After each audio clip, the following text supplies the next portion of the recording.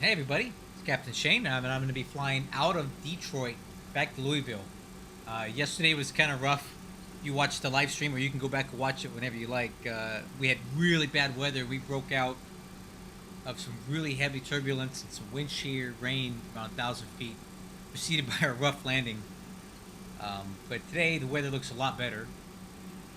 If you look outside, it looks a bit better than yesterday. So we're going to be heading back to Louisville. Should be about an hour flight, maybe a little bit less. Let's go over the flight plan and the weather. Oh, that's not the one. Hey, Detroit Rock City. That's right, man. We're going to try it again. Looks like a little bit better weather today. Let's go over the flight plan today. So, we have 37,000 pounds of fuel. I added 1,000 pounds.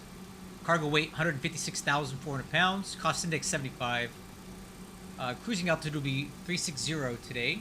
And our takeoff weight is about 443,000. So about 30,000 pounds more than yesterday, but still not a lot.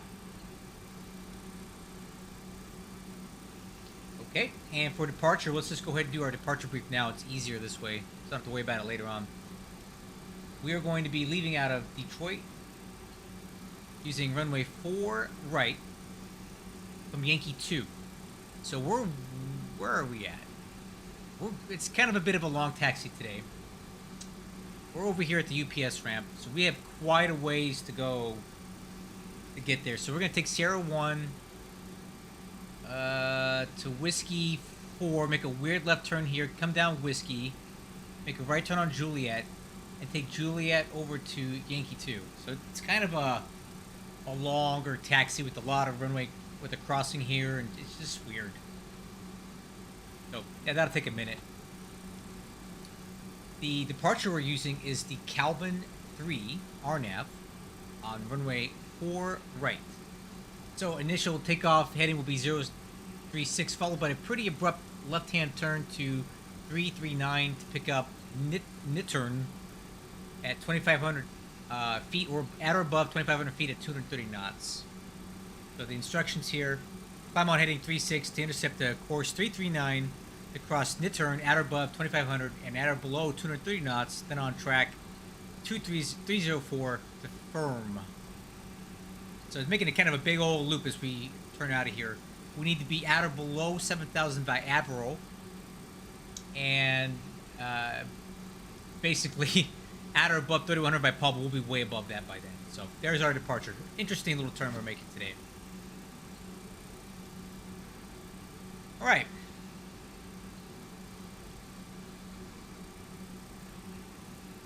So I think we should be ready to go here. So let's go before start checklist. Let's go status page. Set the engine. APU is on. Doors and windows are closed. Oxide hydraulic pump 1 is on. APU power on. External power off. Oh, that was stupid. Autopilot. That was really dumb. I hope I didn't just dump my FMC. I don't know why I just did that. Okay, well, I have no idea why I just did that. Now we gotta wait for the APU to spool back up, so that's gonna take a minute. Oh, that was stupid. So what I did here was I went to go APU power on, external power off, but then I turned the APU off. I have no idea what I was thinking there. So I gotta try to get it started again, but we have to wait for it to spool all the way down. Alright, let's try this again. APU starting back up. Okay. That's right, Jeffrey. Let's go ahead and talk about the ATIS since you mentioned it. I'll bring that up. Here is the ATIS right now for its information Zulu, real world.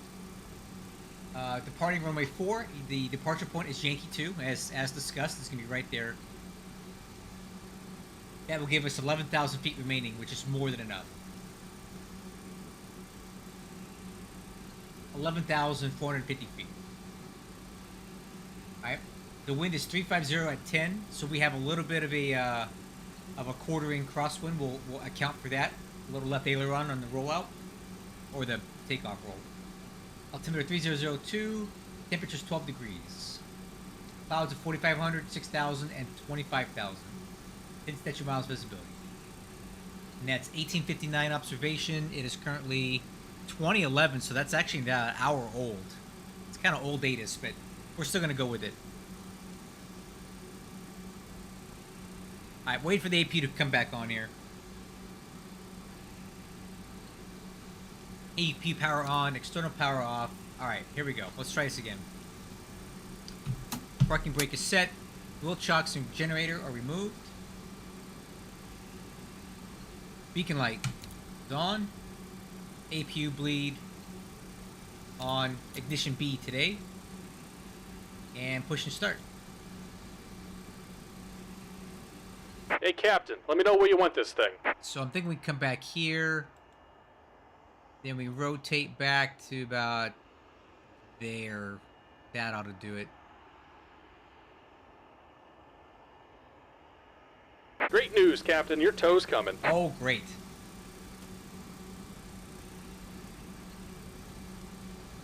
Yeah, I don't think I've ever been to Indianapolis, KIND, so I'm not quite sure about the runway configurations there. Okay. Let me make sure I got everything I need up here. So that's the taxi charts. And then I also need the CTAF frequency. That should be on here, right?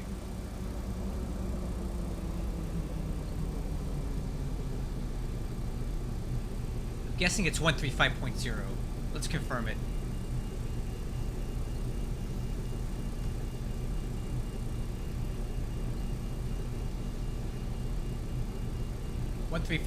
Okay, so let's. All right. Looks like the doors and hatches are closed, and we're ready to connect. Better connect. 135.0 and 122.8 on a standby.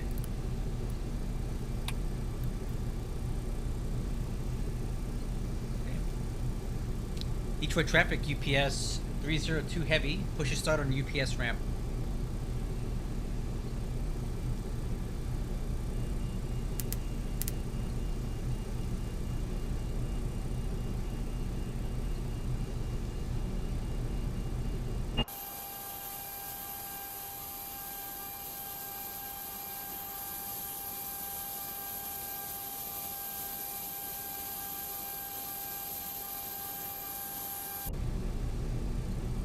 Welcome aboard, Captain. Tow's connected, bypass pins inserted. Go ahead and kill the parking brake when you're ready to go. Parking brake released. Here comes the pushback. Light them up. Alright, crew. Click for engine start. Let's go. Starting engine 3. Button out, light on.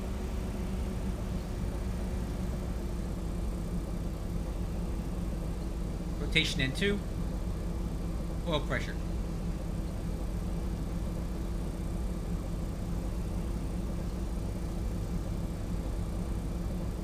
%, fuel on.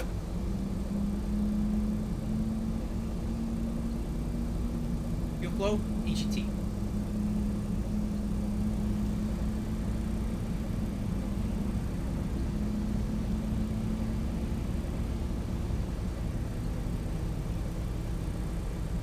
Okay, button in, light out. Starting engine number 1. Button out, light on.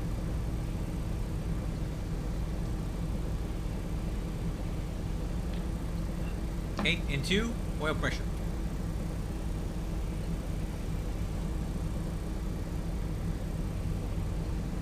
%, fuel on.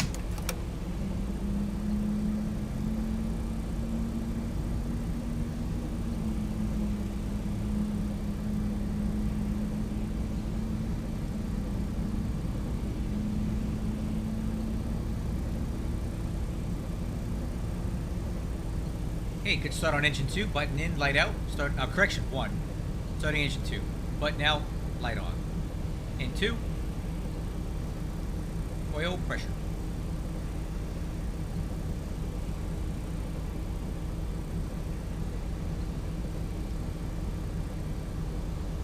Okay, 15%. Fuel on.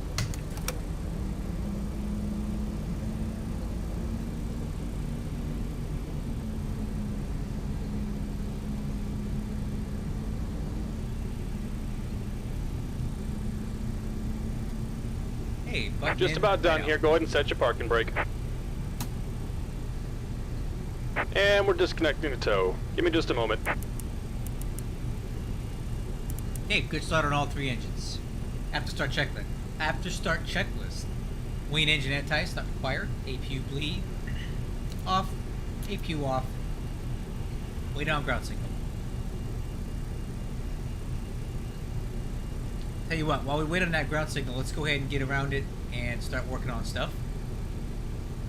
Flaps and slats are going to be flaps 15, set for takeoff. Spoiler handover. Armed. Stab trim. We need 5.6 aircraft nose up.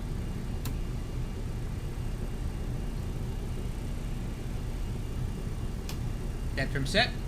Takeoff data. And we're disconnected. Signaling pin on the right. Take it easy and have a safe flight. Alright, we'll see you on the right. Okay, V1 135, rotate 147, V2 160, climb out speed 170, and clean maneuvering speed is 240. Takeoff departure brief, I've already briefed the departure.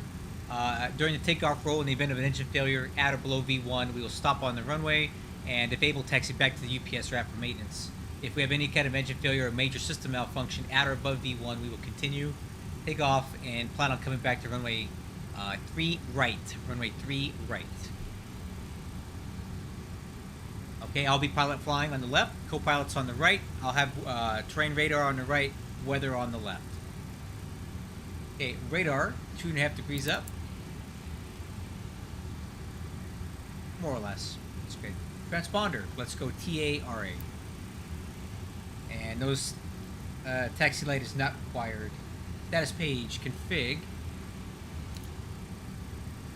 And I think we got our ground signal ready. Hey, taxi clearance.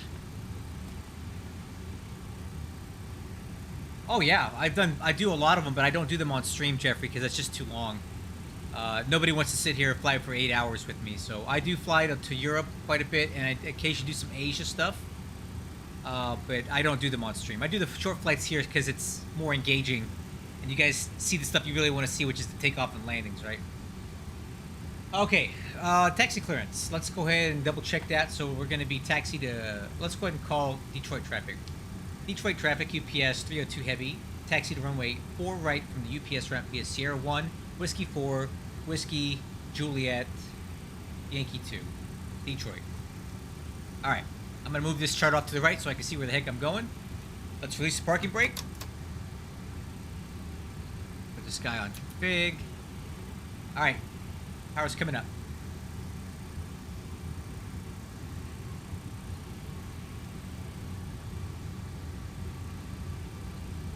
Okay, nozzle steering check, left, right, brakes check.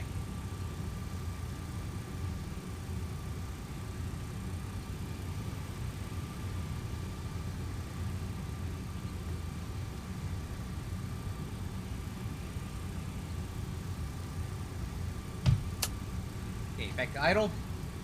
Nozzle steering, brakes, and flight controls. Ailerons left, big green. Ailerons right, big green. Elevator up, 2 green. Elevator down, 2 green. Rudder left, 2 green. Rudder right, 2 green. Flight controls are checked free and clear. Alright, now let's focus on driving here. Off to the left, no traffic inbound. Arrival and departure ends clear. We're going to cross here at Whiskey 4. We're going to cross the runway, make a right turn and then a weird left turn right after that.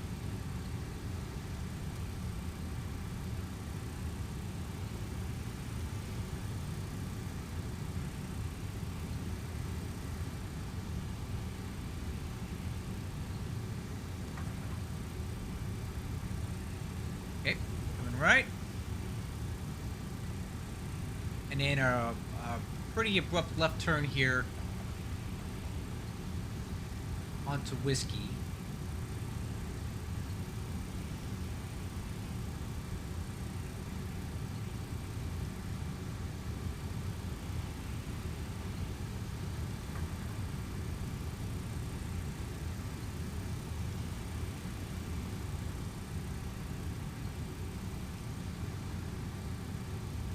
my shades on, man. All right. Now we're on whiskey.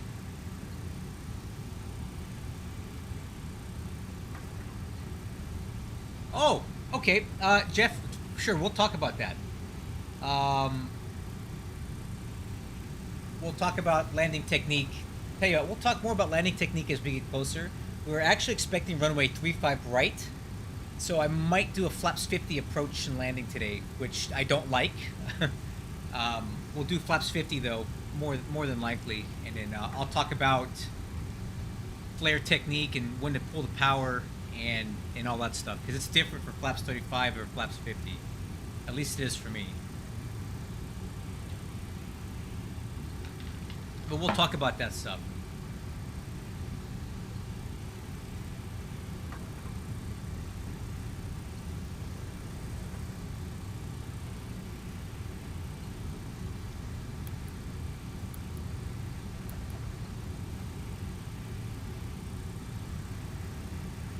Look at this aircraft flying overhead.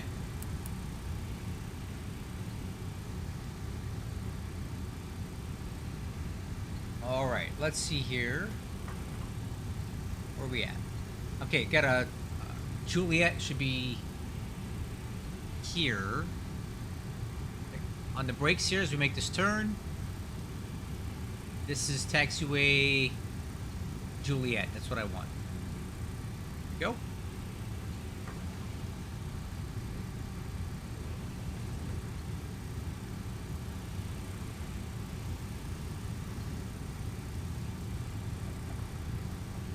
And then we should be able to take this all the way over to Yankee 2 for 4 right.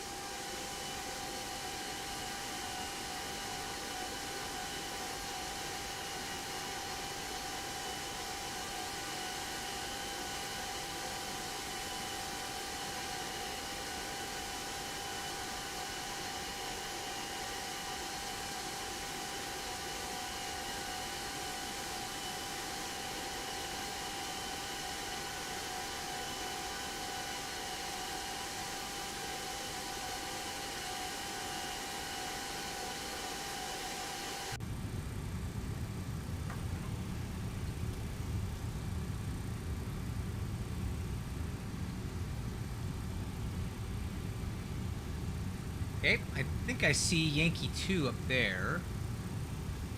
Yep, Yankee 2. That's where we're going. Almost there. Field of view settings. It's about low 80s. Low 80s and low 50s. So horizontal's about 82. And my vertical's about 53 for the field of view settings.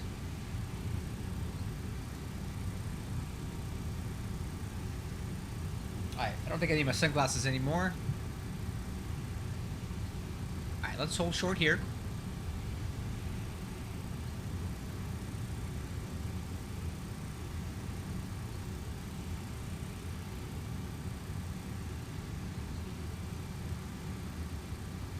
Okay, before takeoff checklist, status page. Let's set it to engine. EAD is checked, green box. External lights. Landing light, taxi light, strobe light. Runway turn-off lights are on. Radar switch. On. Takeoff clearance. Detroit traffic UPS 302. Departing runway 4 right. Detroit. Okay, takeoff clearance is good. Let's do this. So intention here is I'm going to be flying this by hand all the way up to about 10,000 feet. Yeah, sunglasses setting is right up here. View, sunglasses, shift plus S. It's good when you're into the sun. Like here, look at the sun. Watch this. It helps a bit with the glare. All right, crew, let's arm navigation and profile. And let's go. Brakes released. Power's coming up. Runway heading 036.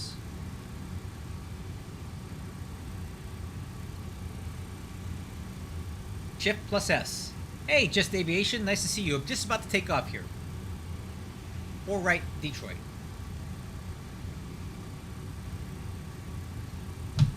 Idle. Clear on the left, clear on the right. TCAS is clear.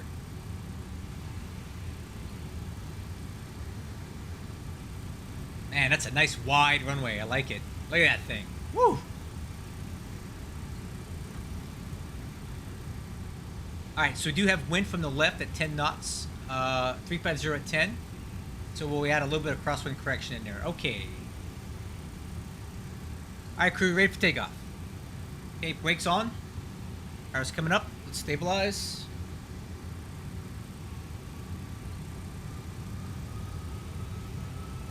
Okay. Engine instruments look good and in the green. Auto flight. Takeoff thrust. Brakes released.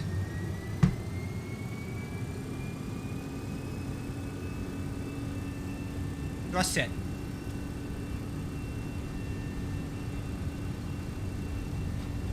Airspeed's alive. 80 knots. Clamp.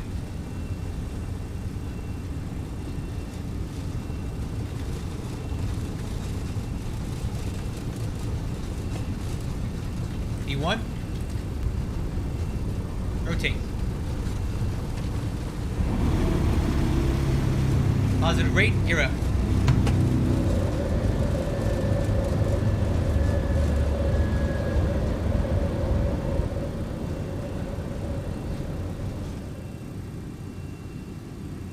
Okay, a little bit of wind shear on takeoff. No big deal.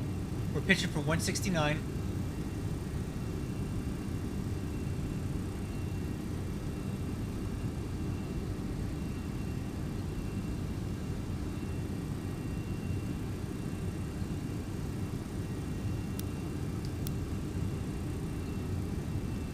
Okay, climb thrust. Pitch your nose down a little bit.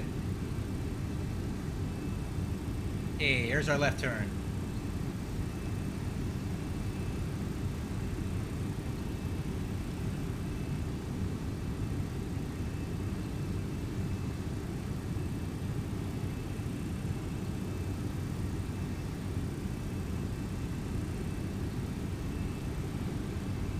Okay.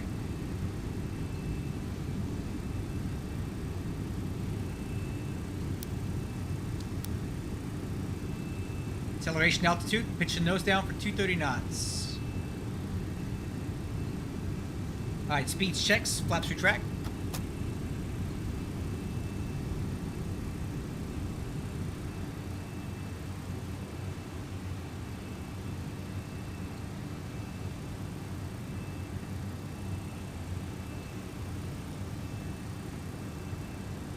I see you guys talking in the chat. I'll get right with you. I'm flying by hand right now, so I'm kind of watching the flight director. I will answer all of your stuff.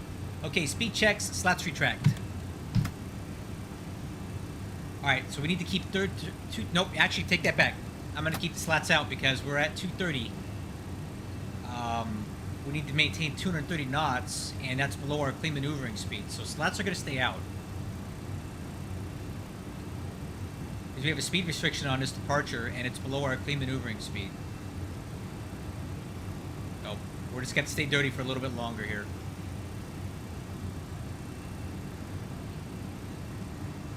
Okay, there's 230 knots. And we have an altitude restriction, 7,000.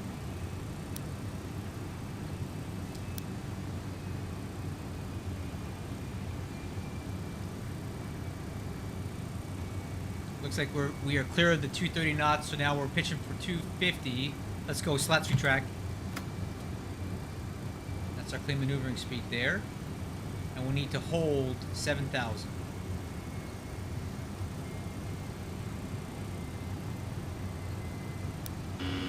Stabilizer motion. That's me.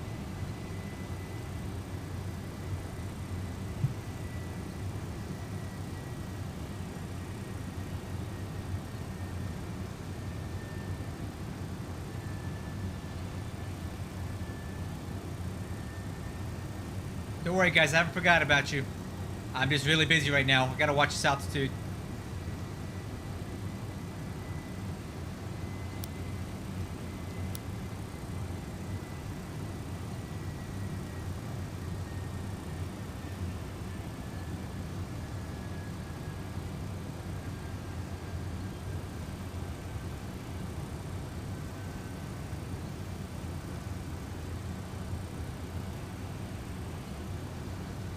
No autopilot.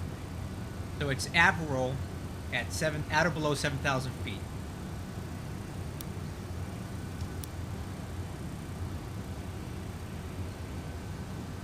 I love flying an MD-11 by hand. Just watching the flight director. Right down here at the PFD. Just telling me everything I need to do. And the auto throttle is controlling the power right now. Okay, got a little bit of turbulence coming up in here.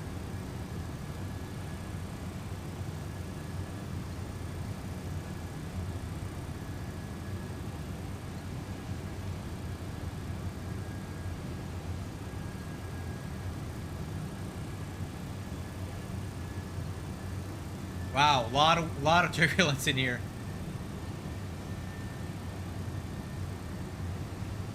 All right. Once we get past this waypoint here, we should be unrestricted. Hold on. Watch that. Look at that airspeed. There we go. Climb thrust. 250 pitch.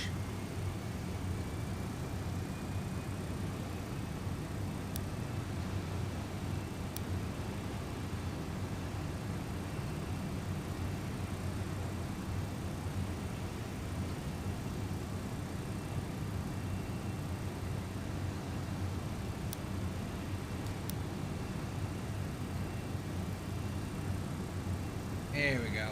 Get through this chop here.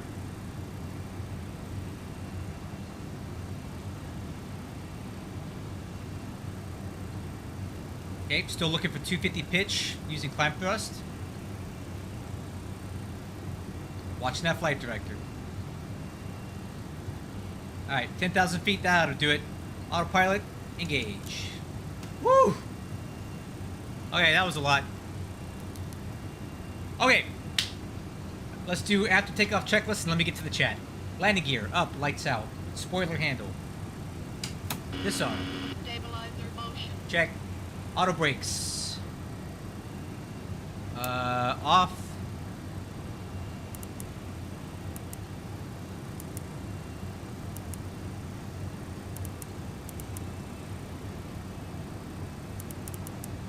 And then let's do flaps and slats are up, retract. Flap takeoff selector, flaps 15. EAD, check no alerts. Exterior lights, taxi light, landing light, runway turnoff lights off. Altimeters to the line. Okay, we're climbing now. Alright, what did I miss here? Alright, let's see.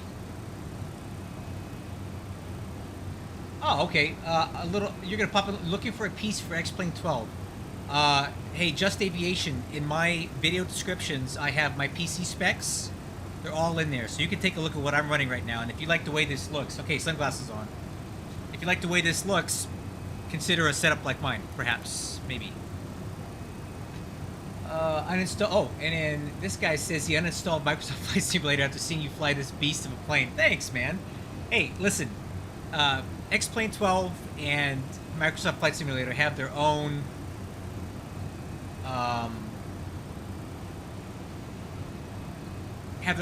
things, right? If you want flight dynamics or flight modeling, you go with X-Plane. If you want eye candy and beautiful aesthetics, you go with Microsoft Flight Simulator. So it depends on what you want. Well, like I said, Just Aviation. I mean, yeah. I mean, it's running everything. I'll show you. Hey, once we get up to cruise, I'll show you what my actual settings are right now. So you can kind of see what I have to run it at. I run on 4K though, so keep that in mind. So I'm running a 4K resolution. All right. Talk about trim too. It seems to have little effect when I'm on approach. Well, you need a lot of trim, and your CG is going to have a lot to do with that, Jeffrey. It's not uncommon to have like stab trim settings like 7 to 8 aircraft nose up. Really not a big deal. So you're probably not putting enough in. Remember, the MD-11 has a very small horizontal stabilizer. It's undersized for cruise efficiency, but it does not help you much on takeoff and landing, right? Because you don't have as much of a surface to interact with the air. So you have to put in a lot of stab trim to get it to keep your elevators neutral. Whoa, bless you.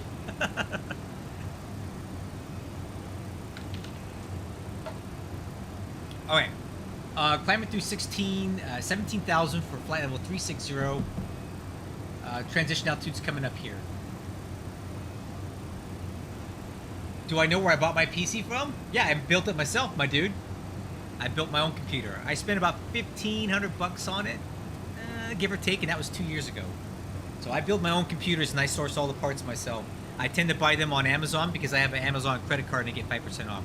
Okay, flight level 180, altimeter standard 2992. After takeoff, checklist complete. Alright, and now on the standby. 2992. Okay, we're cruising now, or we're climbing.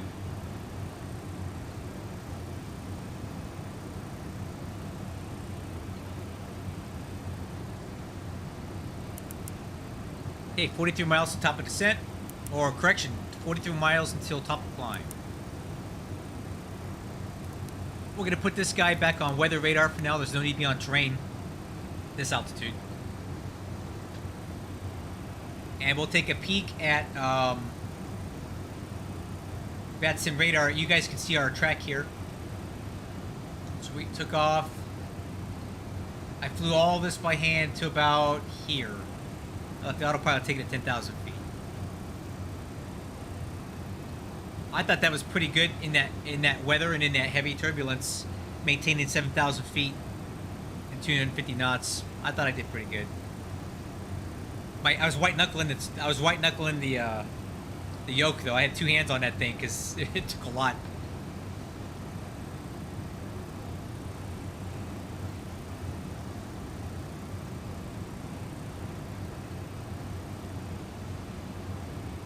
How many track miles on my flight plan? I don't know. 250? 300? Something? Let's see if we can figure that out. 344 air miles. The direct distance would be 266, but about 334 track miles in the air.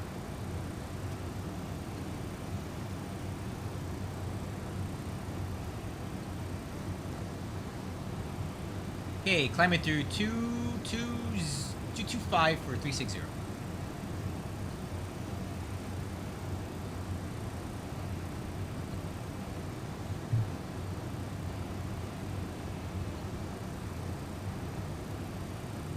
So nice to have such a nice discussion in the chat today. Yeah, Jeffrey, we'll talk about all that because we're going to do Flaps 50 coming in today. Yeah, so Mr. Aviation there, you can buy pre-built computers for not too much. I enjoy building my own, so I probably spend a little bit more than you would spend to get your own stuff, to have a pre-built computer. That's my guess. I just enjoy the act of building the computer. In fact, it was fun when I did it a couple years ago. This latest one, my mother was here. She was visiting from out of town, and she actually helped me. She was holding flashlights, helped me with screwdrivers, holding things for me, and that was the first time that she'd ever seen a computer being built. And sure enough, it started up on the first post. So it posted on the first startup, and it was kind of a fun bonding exercise with my mom. What website would I recommend for you? Listen, Amazon actually has pretty good computer deals. And again, I have an Amazon credit card, so I get 5% off. So you get overnight shipping or a couple day shipping, you get 5% off the price, which is substantial on a computer that's over $1,000, right? So I would look on there first, see what you can find. Okay, climbing through 257 for 360. And since we have some time here, oh, what do we got here? We got a bandit crossing the head.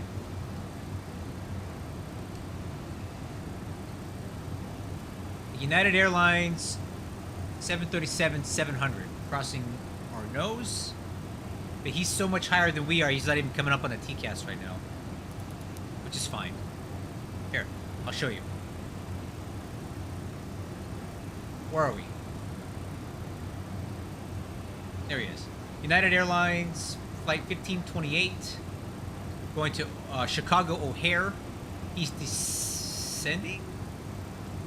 descending in front of us, it should not be a factor. He'll cross before we get there. There he is.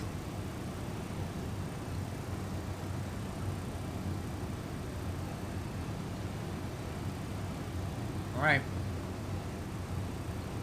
Still not on TCAS, but you'll see him pop up here in just a minute because I'm climbing and he's descending, so.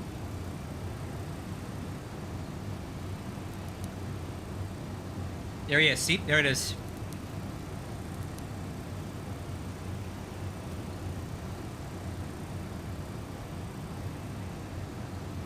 Oh, and there's somebody else below us. Oh, busy out here today, huh?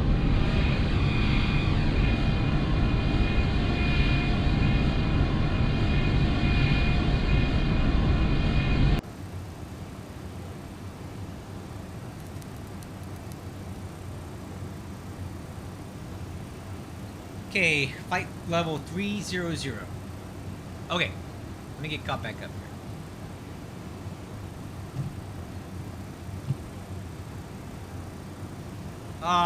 You know what? Honestly, I'm not quite sure, man, because I don't buy pre-built computers. Just type in pre-built computer and see what you get. You know, that's what I would recommend for you right now. Or MSI or Gigabyte, like Jeffrey said.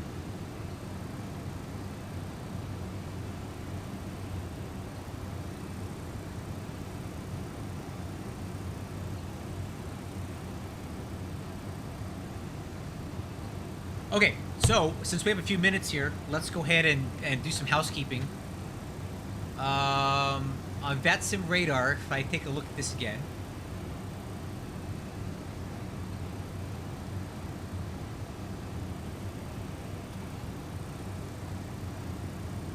Well, we had ATC going into Louisville, but we don't anymore. That's okay. So I don't need to worry about that. So I think what we do want to do is start prepping some other things. Let's take a look at Navigraph. So the weather at Louisville right now is, here's the ATIS, no VATSIM ATIS, real world, arriving on 35 right. The wind is 270 at 8, so 8 knot crosswind for sure from the left. That's almost completely 90 degrees off the runway. Altimeter 3011. Visual approaches to 35 right are in use. So we'll fly a visual, but we'll back it up with the ILS.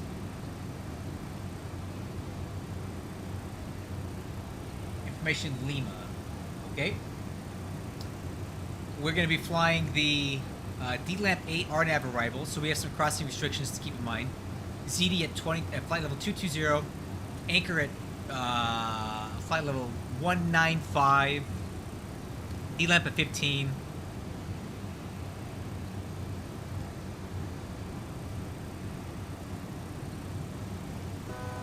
Altitude. 1,000 to go.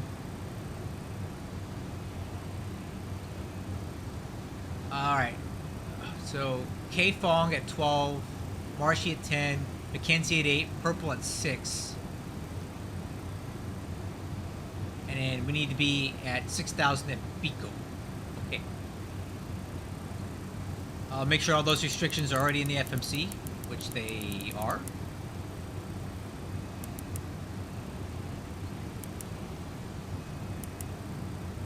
Alright, we're leveling up. You see the power's coming back. And we are altitude capture.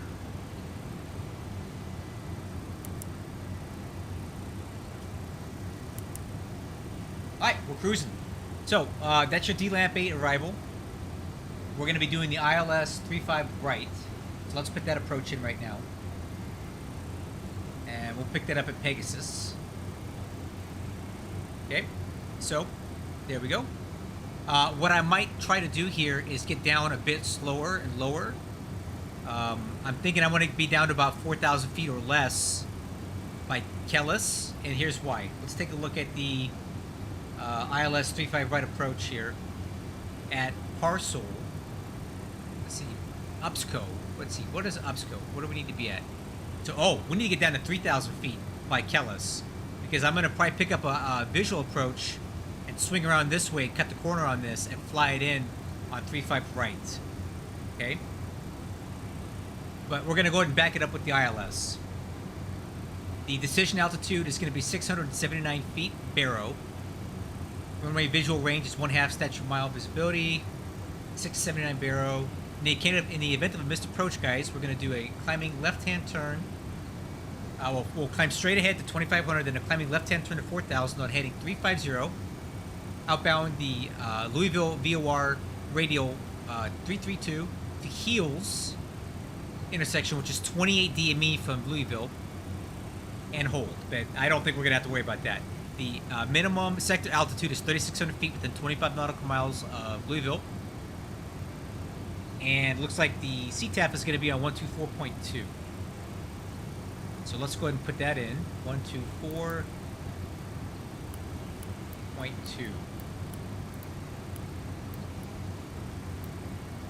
Alright, and we need to go Barrow 679. 679 Barrow, set. Alright, let's just go ahead and officially do our descent and approach checklist because the top of the descent's coming up pretty quick here. So, landing data. We're going to do flaps 50. Just so I can demonstrate. There's no real need to do it today. We're not very heavy. I want to do a flaps 50 landing just because. Approach speed is 152, VRF 147 on an 8,500 foot runway. That's plenty. We'll do auto brakes minimum, and we'll do full reverse. Full reverse thrust with auto brakes minimum. Runway 35 right. Runway 35 right at Louisville. It looks like this. It's the shorter runway of the two main ones. So we're going to be parking over here on ramp 6 today. Landing on 35 right. I'm going to aim for an exit of Delta 4 or Delta 5. Delta 4 would be better. Delta 5 will work. So we're going to plan on a full-length rollout here. Delta 4 or 5. And then we'll come back around, cross 29, which is rarely used, down at the Delta, make a right turn on to ramp 6 and park over here. So yeah, at flaps 50 at 152, that's a relatively slow approach speed for an MD-11, honestly, compared to what I normally do. So this should be fine.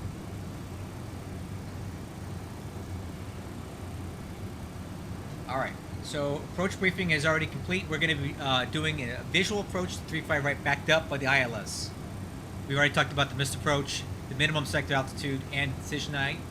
Radar, I see no weather out here right now, so let's go ahead and tilt that down right now. That'll work. Alright, decision altitude, decision height is 679 Barrow, and MSA is 3,600 feet. Seatbelt signs are on.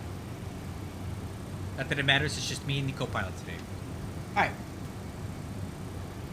What do I got here? Any fly-by-wire aspects of the MD-11? Well, sorta. Okay, so the flight control system on the MD-11 is as follows. It's conventional hydraulically operated flight control system. So the flight controls are connected via cables, which run out to control valves. So when you're turning the wheel, you're turning cables and pulleys, which go to control valves, which then use hydraulic pressure to actuate your flight controls.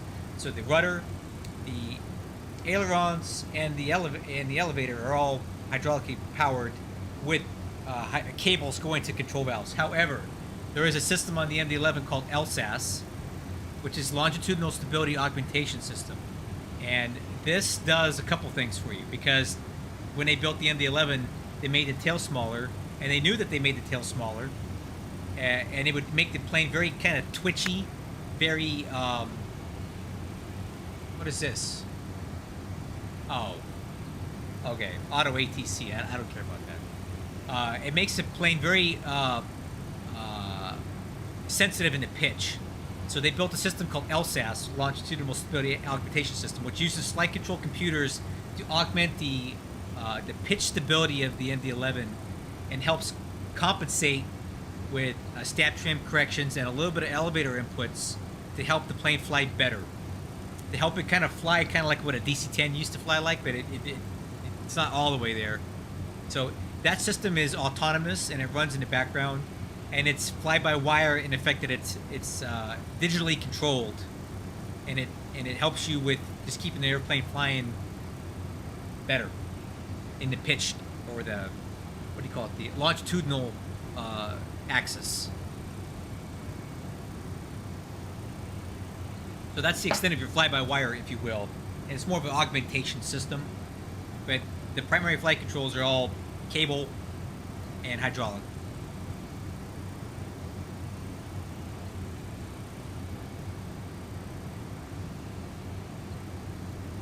Yeah, you'll see the you'll see LSAS operate a lot more on takeoff and approach, because it's adding in stabilizer trim for you that you didn't command to keep the plane keep the stability up.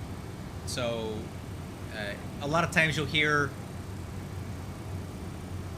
I'll try to point it out to you when it's operating, when we're flying the approach.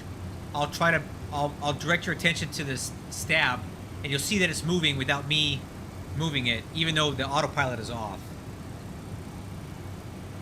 Yeah, Just Aviation. I also fly the Boeing 757. I have the who makes it? Shoot. Basically, the only payware 757 you can have in X-Plane. I have it.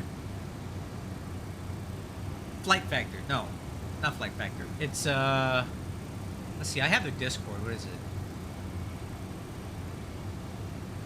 Oh, it is Flight Factor. Flight Factor. The Flight Factor 757. I do fly that, and I have videos on my channel of me flying that too. I like it. Hey, top of descent coming up, crew. Let's go ahead and reset our altitude down to 10,000 feet for now.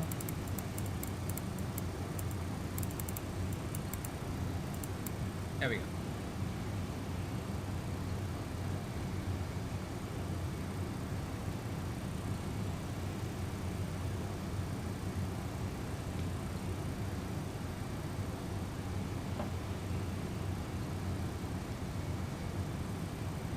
Okay, we should be getting a vertical alert here really quickly.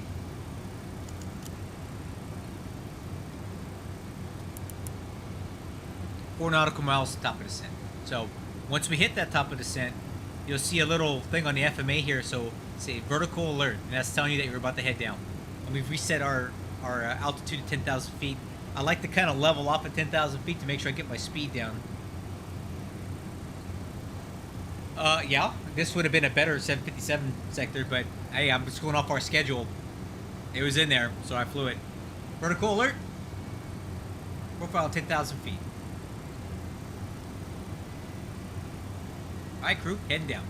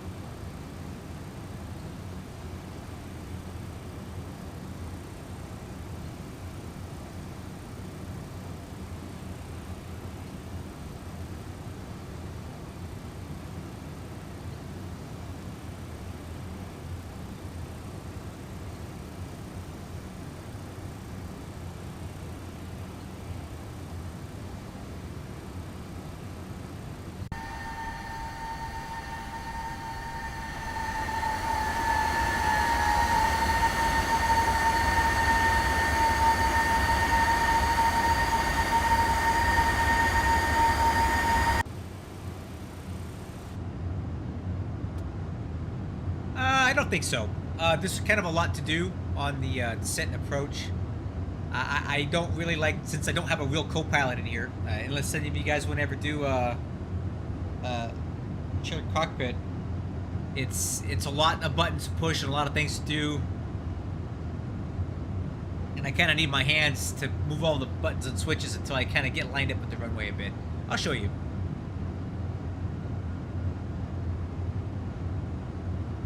Well, I always fly my approaches without auto throttle anyway. That's not a big deal.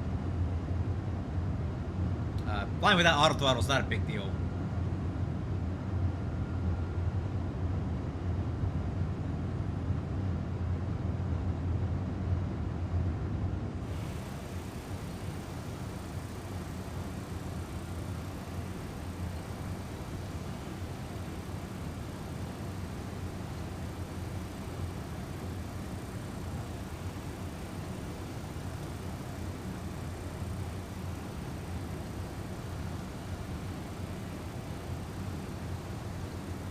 Okay, looking good. We're on path.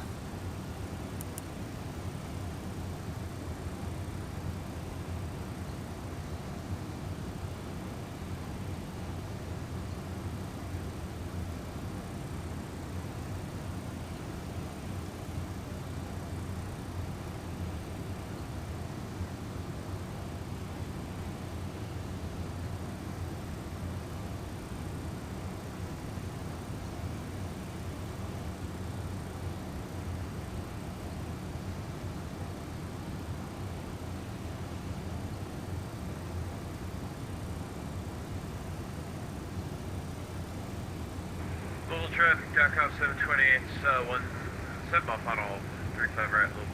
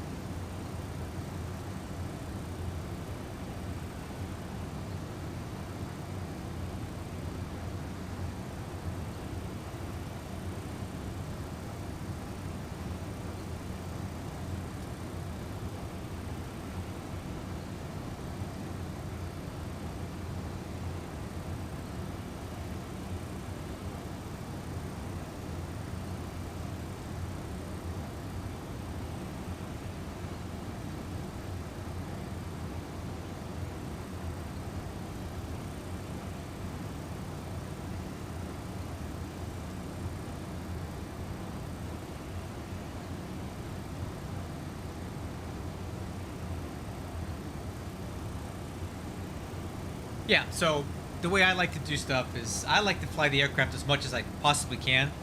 So 2,500 feet is really fine for me. We'll see what we do here today. We'll see.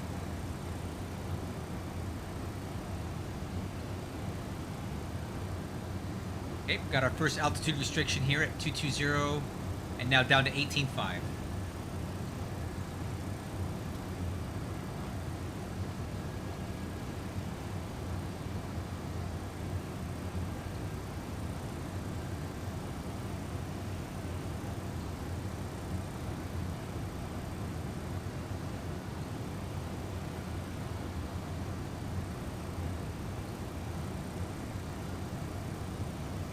Traffic, DACOM 728, short mile 35 right, loop.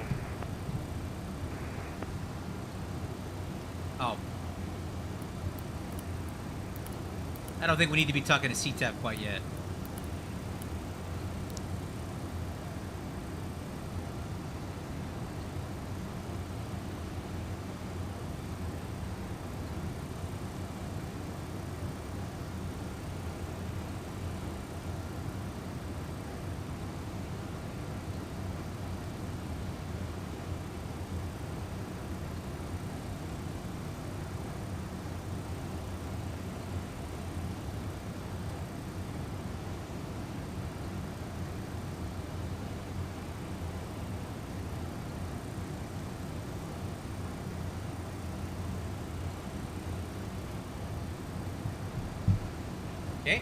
descending through flight level 198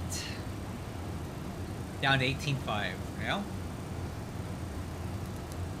we'll go ahead and put this guy back on terrain for the arrival.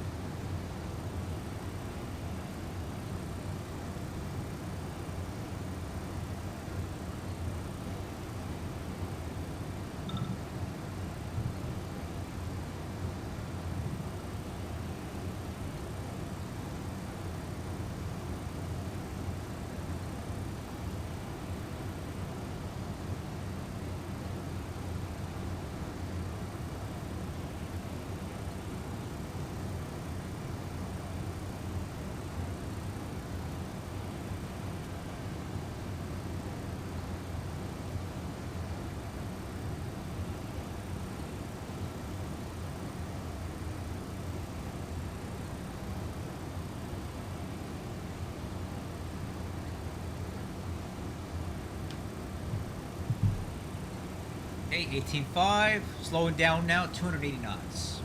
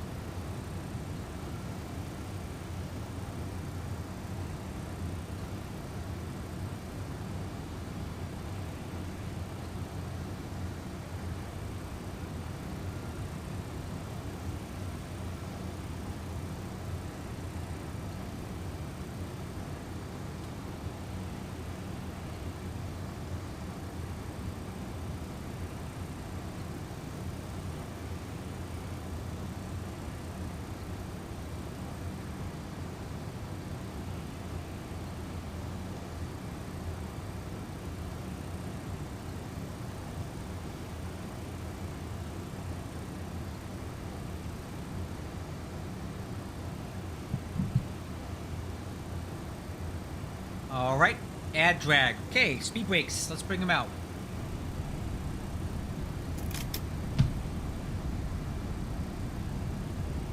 We got a CDU message here to add drag because we need to be at 280 knots and we're at 305 and we're descending down to 15 now.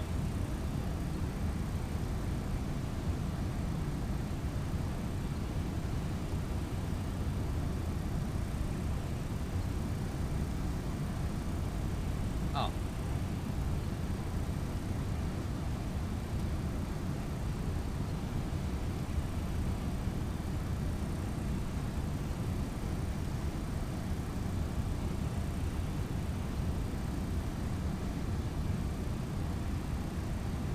Okay, let's go speed brakes 1/3 and speed brakes to track.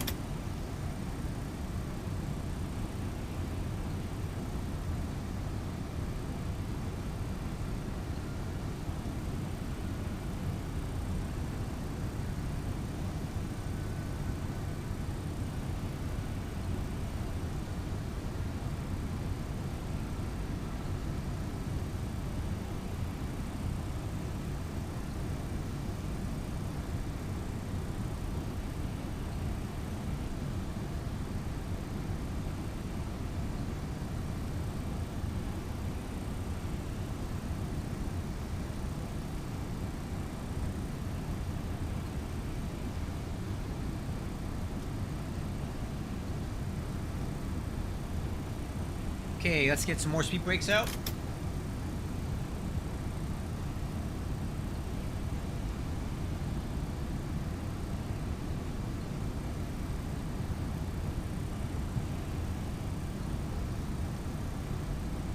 Okay, down to 12,000. So we're at flight idle. Speed brakes 1/3. Sunglasses on because it's bright. Let's check the ATIS again. So the time right now is 21:06, and this is kind of old. All right, let's do it. Let's look at a METAR then. Wind 2708, broken at 5,004. So we're gonna break through the clouds around 4,300 then. altimeter 3010, and I don't think I said that yet. 3010. Altimeter set. 3010.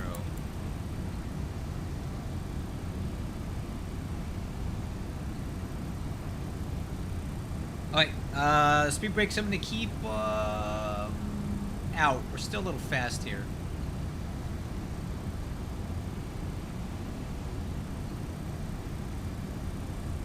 Alright, exterior lights, let's go ahead and just do that now.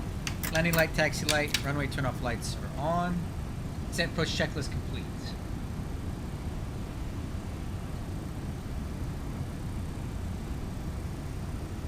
Okay, profile down to 10. 1,000 to go. I'm gonna go ahead and keep some speed brakes out because we really need to start accelerating here.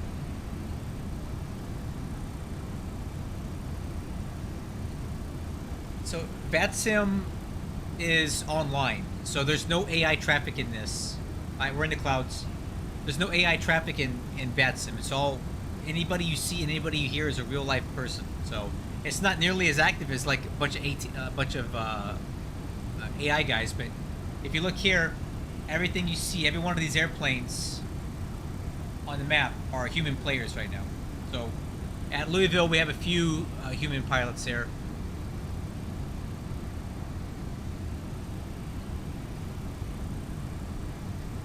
All right, definitely in some turbulence here. I'm gonna go ahead and retract the speed brakes.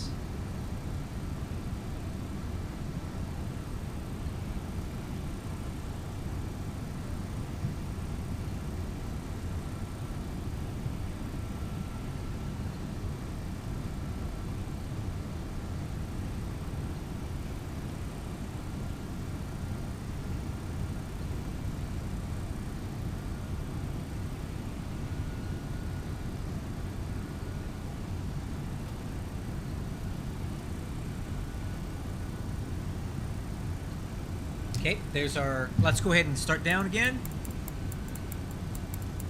6,000 feet.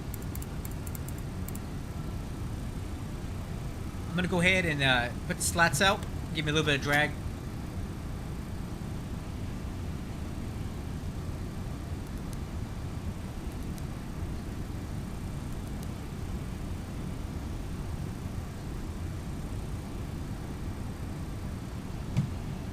Speed brakes are retracted right now. While we got a moment, let's go ahead and do auto brakes minimum, and we're going to arm the speed brakes. Or spoilers.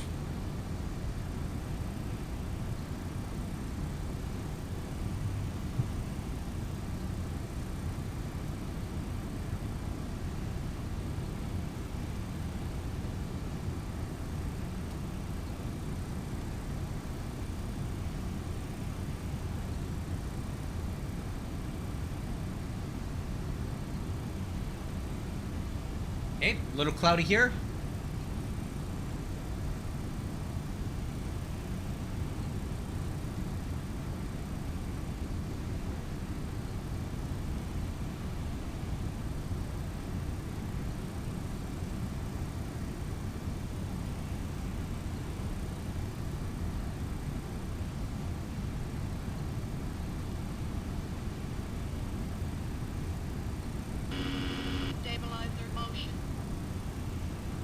Alright, I'm gonna go ahead and... Ooh! Hold on. Little bumpy. It's gonna be bumpy all the way through here, guys. Look at that airspeed. Oh, for sure, man. You definitely got to get into X-Plane 12, man. It's a big upgrade.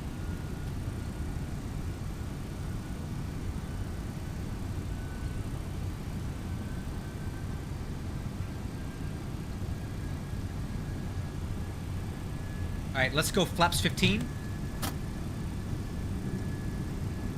And I'm going to go ahead and start down to 3,000 feet in anticipation for the visual. Let's go 1,500 feet a minute. Vertical speed down to 3,000.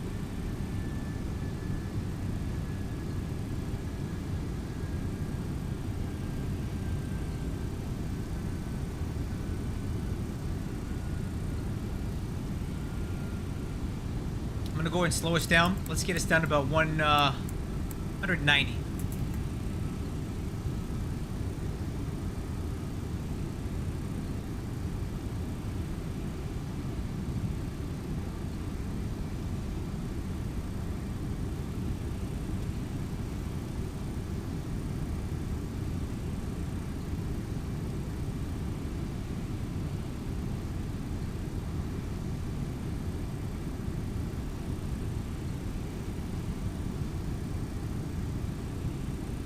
Okay, coming left. Tell you what, let's take it down to 2,000 feet a minute. We're socked in right now. I do see some ground contact down there, though.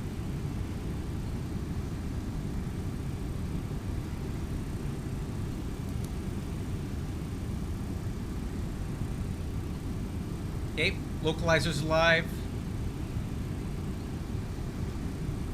Okay, breaking through.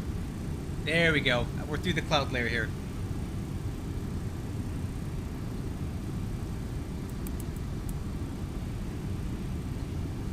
Alright, there's the glide slope there, so that's kind of what I'm going to use to judge when I need to make my turn. Once I'm level with it, I'm going to start turning to the right.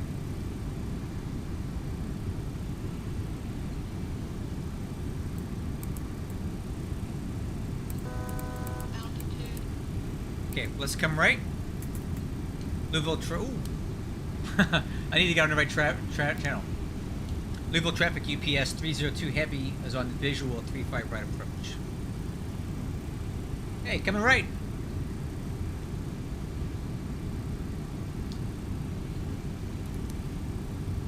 Alright.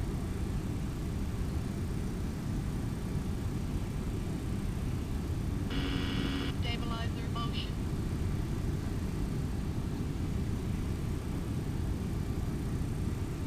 $2,500. No problem.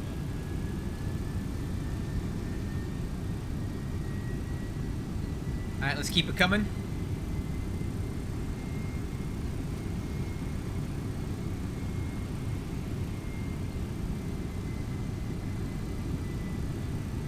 $2,500.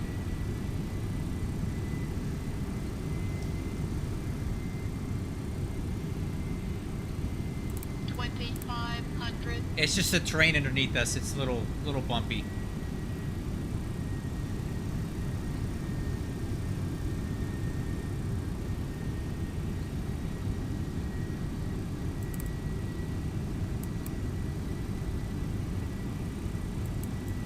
Louisville traffic UPS 1220, now lining up on a 35 left for EVA 1 departure. Louisville. 2,500. Louisville traffic, Embraer Pilot Club 6, about 15 miles to the east inbound, ILS 35 right, Louisville. 2,500. And Louisville traffic UPS 302 heavy is on a 10-mile final 35 right. Alright, crew. I see the... Oh my god. Okay, I got it. Alright, let's go. Gear down, flaps 28.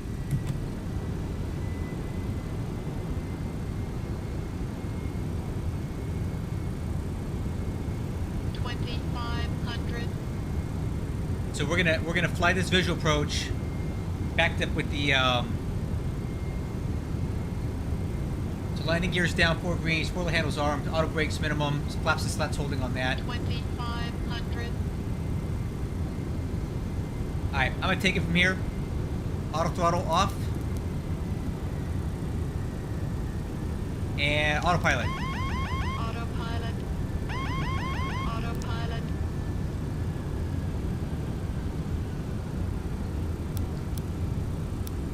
Alright, so flare technique, Jeffrey. I'm just gonna talk you through it as I do it. That'd be easier. Let's go flaps 35. Demanding a lot of trim in here. Nose is very heavy. Stabilizer motion. And let's go flaps 50.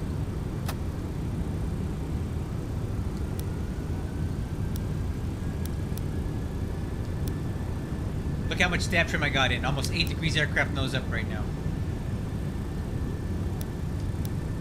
Okay, we're looking for 152. And let's set missed approach altitude, 4,000 feet. There we go.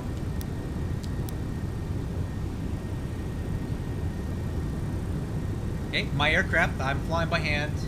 Okay, flaps 50 set, altimeter's cross-check 3010, EAD is check green box, landing clearance, good to go.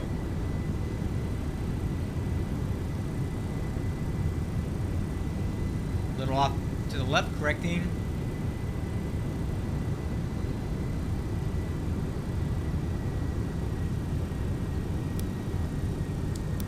Train radar's on.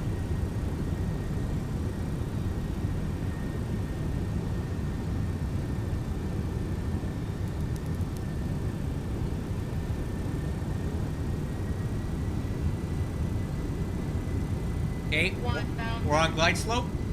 Speed's okay. Level traffic, UPS 1220, airborne 35 left, passing 2,300 feet. Continue on the EVA 1 departure. River.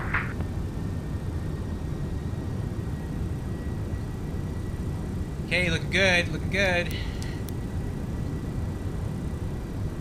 A little bit of a left crosswind.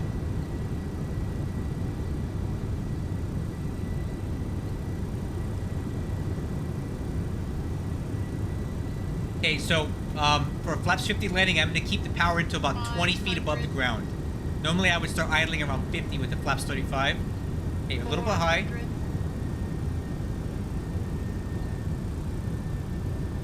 300. Approaching minimum.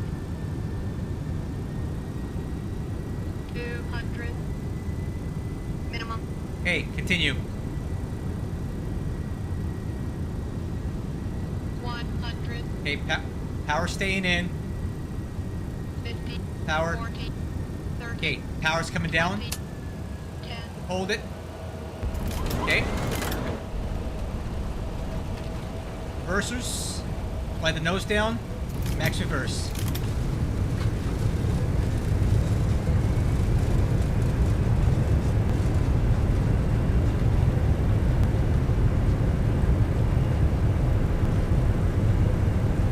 Okay, manual braking. Reverse idle.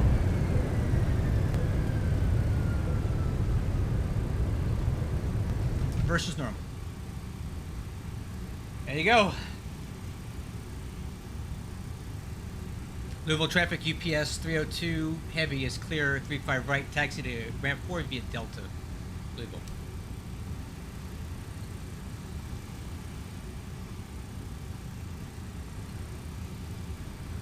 Flaps 50 landings are always sucky. Once the power comes down, it just dumps. All right. After landing checklist. Spoiler handle. Retract disarm. Flaps and slats. Up. Auto brake. Minimum. Radar switch. Off. Landing light. Taxi light. Runway turn-off lights are off. Nose landing light is off. High intensity light is off. Wing engine anti-ice is not on. APU started. Stab trim. Let's start working that down. I went down to manual brakes around 60 knots or so. I wanted to make sure I was going to make that last turn off there. You just kind of got to judge it.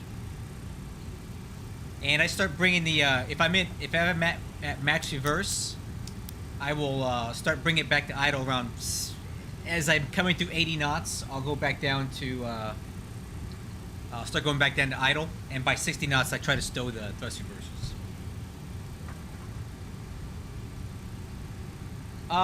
Louisville traffic, Embraer Pilot Club 6, turning 10 mile final, runway 35 right, Louisville. Let's see what that landing rate was. I don't think it was very good. Alright, this thing's busted, dude. That was not 18 feet per minute. Lying. Don't lie to me. That was a lot more than that. That was a firm landing. Yes, I have them bound to my my honeycomb. Most of my switches are on the honeycomb. I have an Alpha and Bravo, so They are bound. Snap trim is 3 degrees aircraft nose up.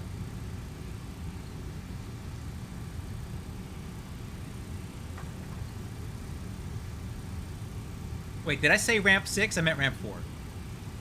Louisville traffic correction. UPS 302 is at ramp 4 off from Delta.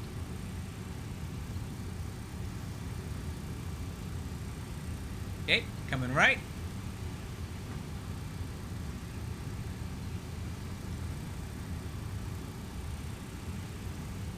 Logitech, no. I have Cytec rudder pedals though. Cytec rudder pedals. They're old, like 15 years old. I have a Honeycomb Alpha and Bravo, so the yoke and the throttle quadrant.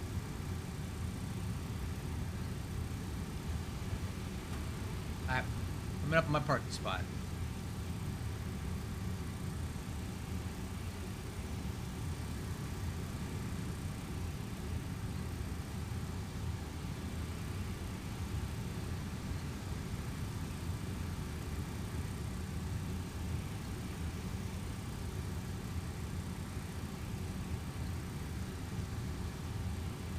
Okay, there's a marshaller.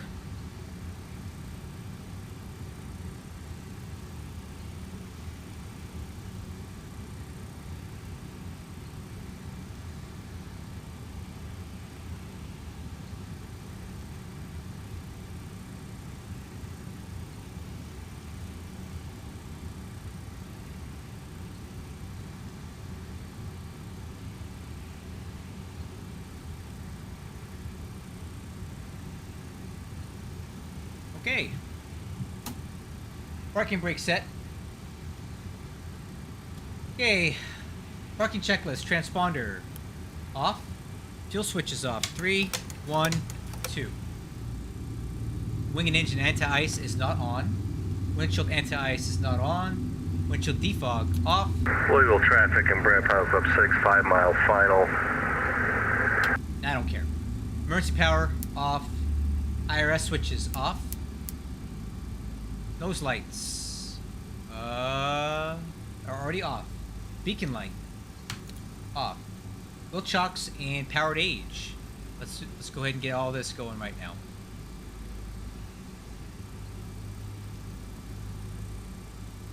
Okay. Parking brake is released. External power on. APU power off. APU off. Parking checklist complete.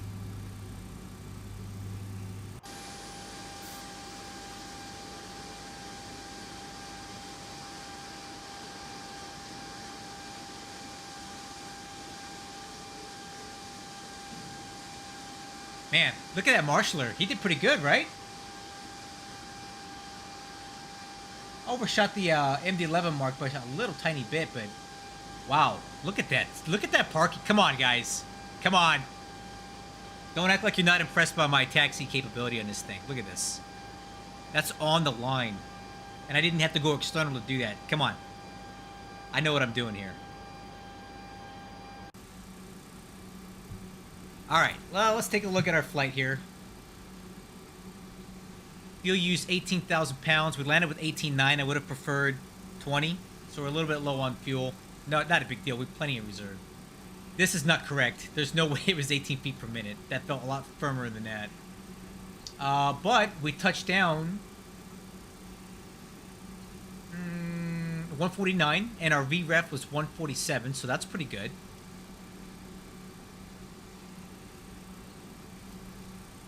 Landing in 3,700 feet. Some Embraer traffic coming in right there. That's a human player. Another good flight. Well, I really had fun. Now, let me ask you this, guys. I'm going to take a vote, because there's some people here. Should I be done for the day, or should I do one more? You tell me. I'll put it up to a vote. Fly again, or call it.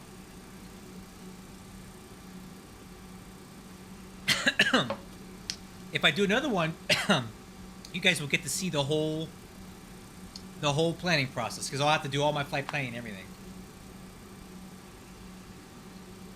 And I'll make sure it's something short. We're not going to take a long flight.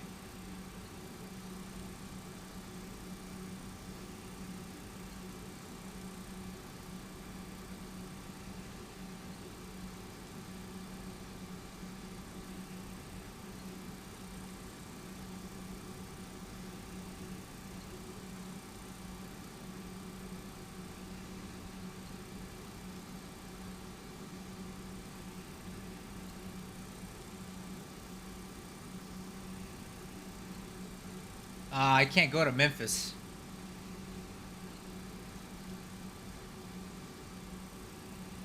Here, let's go. Let's do one more. All right, heck with it, guys. Let's do one more. Let's go and pick one. You guys can help me. I want something short, an hour or less. I don't want to be doing this all day.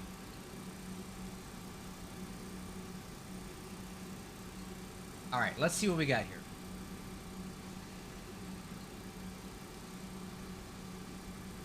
I want to do something really short. But it has to be an MD-11 flight because I want to keep this plane. So, we have...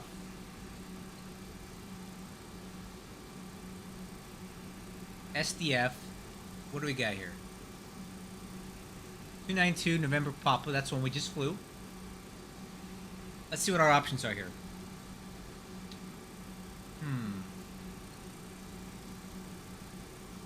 Oh, Atlanta.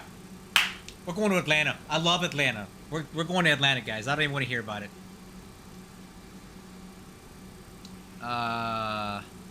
Cleveland. I don't want to go to Cleveland. Yeah, we're going to Atlanta. I love Atlanta. Yep. Done. Atlanta is one of my favorite places because I used to fly for Delta Virtual Airlines, so I flew out of Atlanta a bazillion times. So we're gonna go to Atlanta. UPS 2035. Nope. I already picked it. We're going to Atlanta because Atlanta is awesome. I love that airport. Okay, so we're gonna do some flight planning here. You guys are in for the ride, right? So we're gonna go up to SimBrief. New flight. UPS 2035 is our flight number. We're gonna leave from SDF. Go to KATL. Oh, that's not what I wanted. KATL. We're gonna use my preload MD-11, and we're gonna change the tail number to match what we're flying. For 292, 292.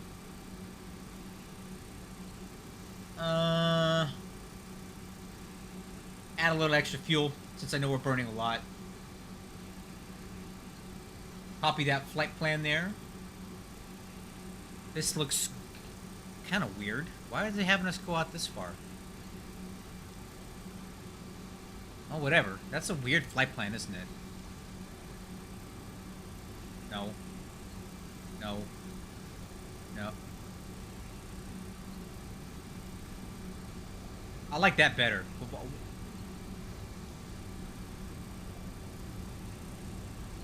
Yeah, let's fly this flight plan. This seems like it's less track miles. This one would have been 391. This one makes a lot more sense to me.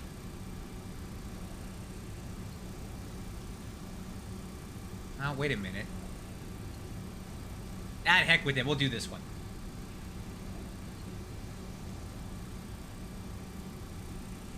Okay, we're going to generate this flight.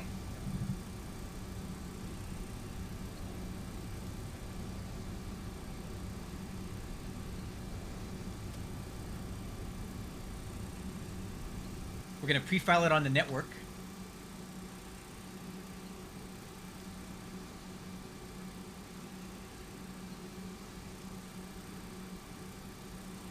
And we're going to have to actually change altitudes here at some point because we're going to be going east.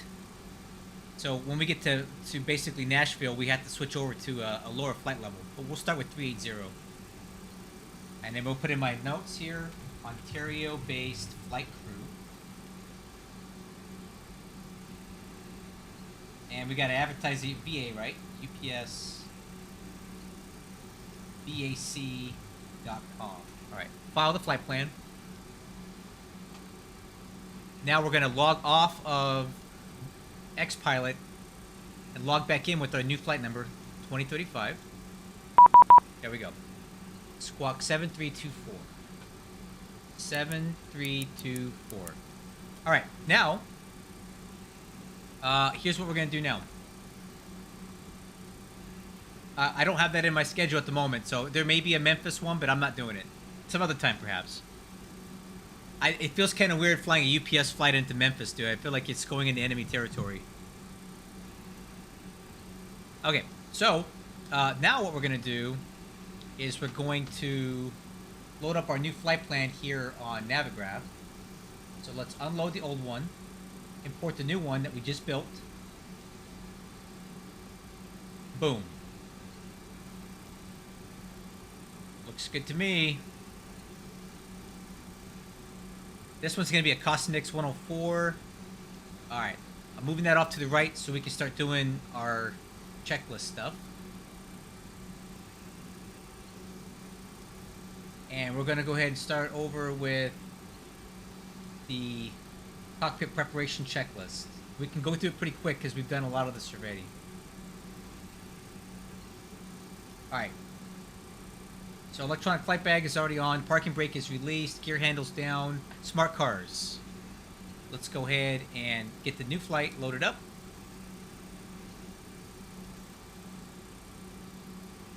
Okay.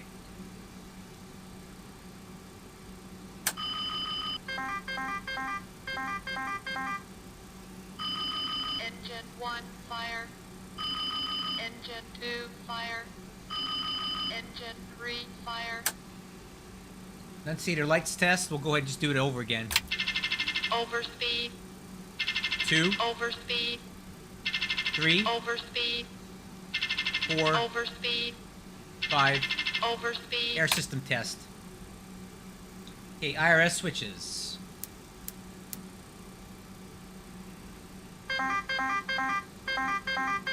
Okay, cargo fire test. And hydraulic pressure test is in process. Emergency power, armed. Emergency lights are still armed. Smoking's on. Windshield defog on. Logo lights are on. No smoking. Standby ADI. Takeoff warning. Let's do it again. Stabilizer. Flat. Okay. Engine 2 and 3. Stabilizer. Flat. Alright. I already got the EIS panel set up from our last flight. Weight and balance. Okay. So for this flight, I'm looking at the chart here. We're going to have 157.2 pounds of cargo with 18,000 pounds, 17,000 pounds for fuel, 2,000 pounds for taxi, and 40,500. So 157,200. Block fuel is going to be 45.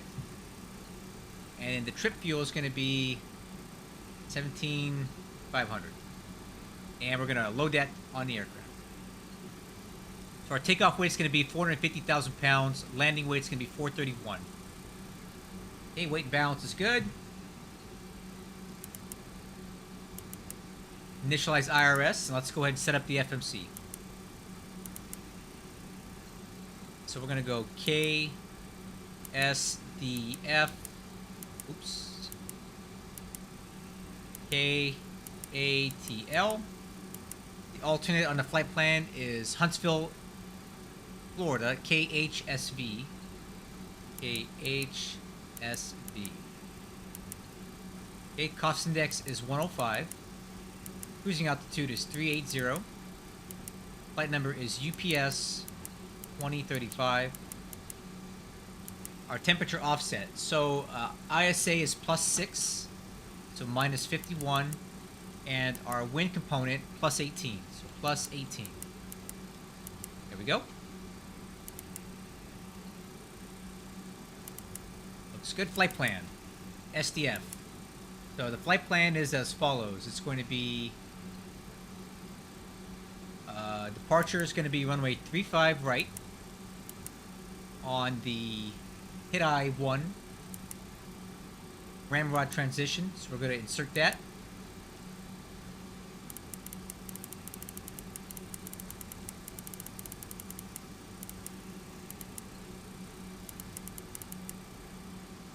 After ramrod, we're going to go to BNA, which is Nashville.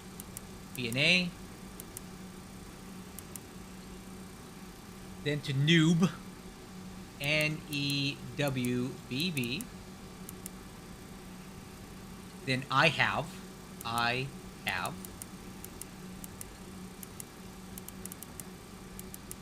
I have, we're going to go to Matthew, so MTHEW.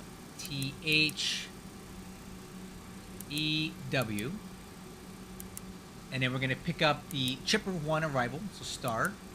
Looking on a 26 right arrival, so we're going to go ILS 26 right. The Haynes, and it's going to be the Chipper 1 with the Matthew transition. Insert.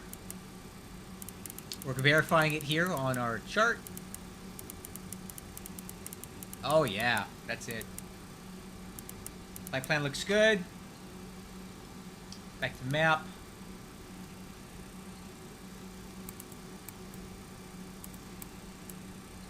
Alright, so takeoff and performance stuff. We're on the shorter runway here, so let's go flex 40. Flex 40.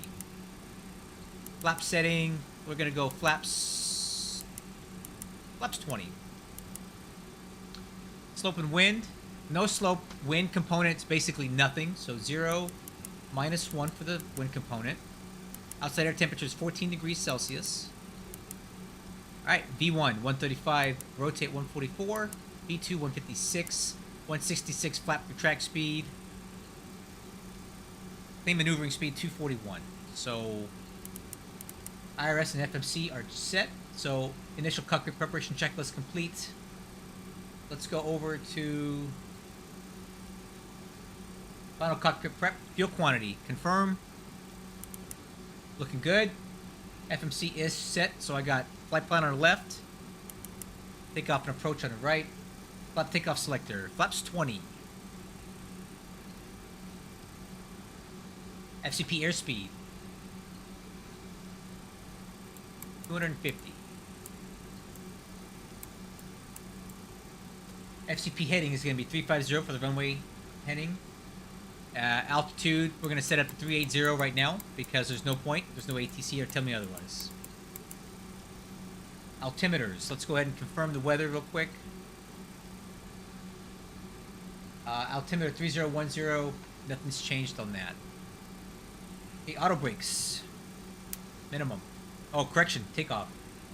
Final cockpit preparation checklist complete. Wow, that was easy. See how quick I can do this, guys? I'm good at this, huh? Alright, you guys have been talking while I've been working on this thing. Let me see. KLAX to PH, that's not a flight that I can fly in an MD-11 for UPS. But I can do Ontario to Honolulu. I've done it all the time. That is a flight that we've got, and that's my hub is Ontario, California.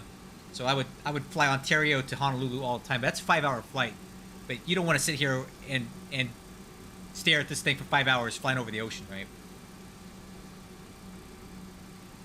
Oh, so you have two options for calculating your takeoff performance, right? This is when you put in the flex temperature, the flap setting, the wind, and the temperature, the FMC will generate pre-programmed numbers for you.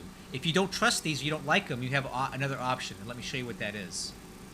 So you can go over back to SimBrief.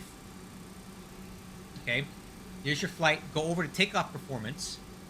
It already knows what flight you're doing and how much your weight's going to be. So flaps, let's do flaps, I don't know, flaps 15, full flex, and we're going to hit calculate. And this will give you some other options, right? So it's going to tell you flex 59, 138, 155, 163 at flaps 15. And you can use these numbers if you don't like what the FMC is giving you. But we're using flaps 20, so that's why our numbers are a little bit lower. And according to this is telling us that even at this weight, a flex temperature setting at 59 is still enough performance to get off this runway. I like a little more performance. I like a little more performance. I don't know what to say. So there you go. So we are all configured for takeoff. The flex, in my head, but I could use flex 59, but I don't want to.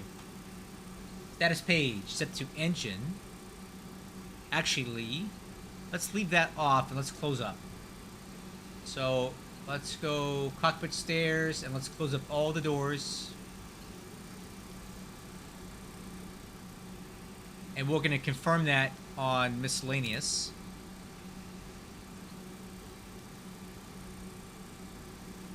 Cool. Now we're going to go to engine. I'm going to start my APU. You'll see the APU right there. Doors and windows are closed. Oxide pump 1 is on. Waiting on APU power.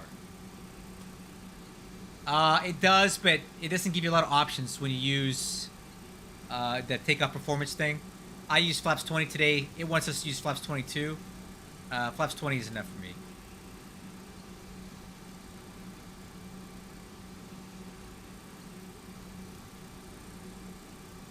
Alright, I'm gonna turn the radio back on now.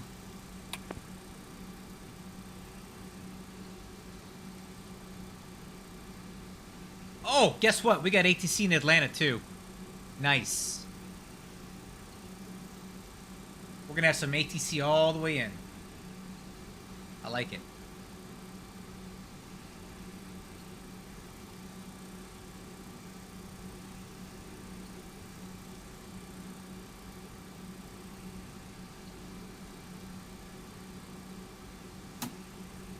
Parking brake is set. Pull the wheel chocks. External APU power is available. So, external power off. You can pull the ground power unit. Beacon light on. APU bleed on. Ignition A. And push to start. Hey, Captain, let me know where you want this thing. Perfect. Great news, Captain. Your tow's coming. Okay. We're just waiting for the tug to show up. As he drives through the building. Oops. Oh well.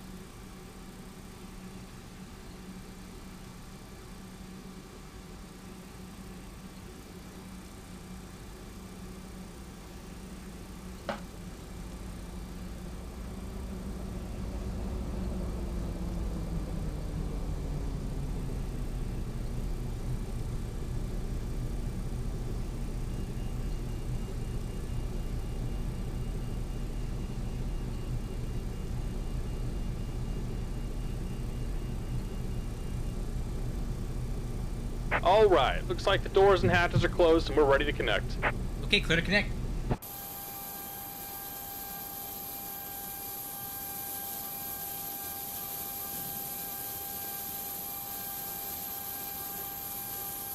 So my goal as a flight sim streamer is to be the best MD-11 pilot on YouTube, and I hope you guys agree. I'm trying to put on a good performance for you guys and talk about this plane and show you how to do it. So I hope you guys are, if you're MD-11 pilots or you're trying to be, I'm hoping I'm helping you guys.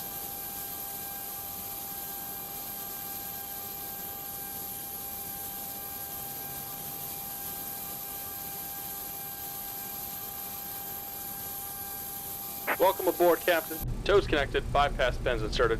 Go and kill the parking brake when you're ready to go. Alright, let's go ahead and make an announcement here. Louisville traffic UPS 2035 heavy pushes start ramp 4, tail facing west. Alright, parking brake released. Here comes the pushback. Light them up. Alright crew, we're clear for engine start, let's do it again. Starting engine number 3. Button out, light on. Okay, got N2. Oil pressure.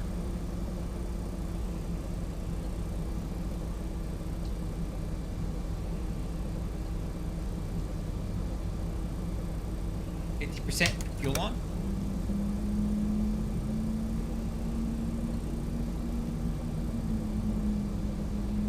Fuel flow EGT.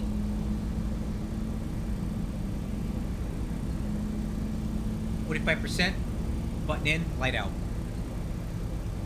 Starting engine 1. Button out, light on. N2. Oil pressure.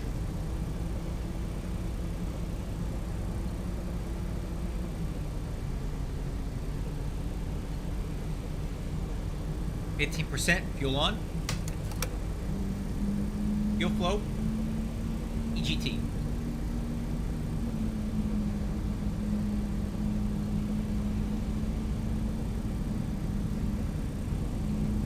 %, button in, light out. Starting engine 2. Button out, light on. Into oil pressure.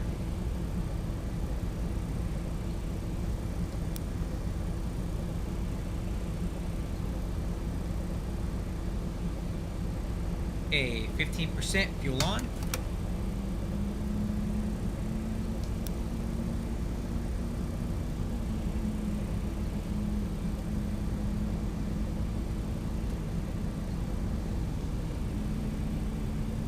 Okay. Button in, light out. Good start on engines 1, 2, and 3. Just about done here. Go ahead and set your parking brake. Parking brake set. And we're disconnecting the tow. Give me just a moment. Alright, real quick, guys, let's go over our departure, because I did not do that yet, since we have time. Let's see, Sid, we're on the Hit-I 1. Alright, Hit-I 1 departure.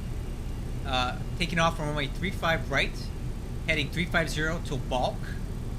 We have a crossing restriction at Kobez, 250 knots at or above 8,000 feet. After that, unrestricted. And then we're going to be flying towards Hit-I and then transitioning towards Ramrod and Nashville. Okay? No questions there. I'll be flying this all the way up to about probably here or so. And then I'll let the autopilot take over.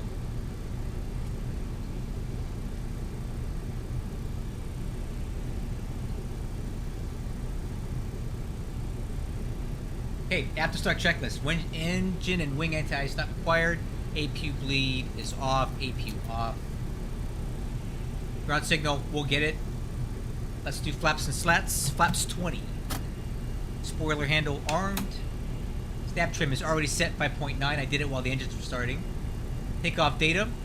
V1, 135. VR, And we're 144. disconnected. Signal and pin on the left. Take it easy and have a safe flight. Okay, we'll see you on the left. V2, 156. And the climb out speed is 166. Takeoff departure brief. I just briefed the Hit-I 1 departure. We only have a Kobez at or above 8,000 feet at 250 knots. No other restrictions.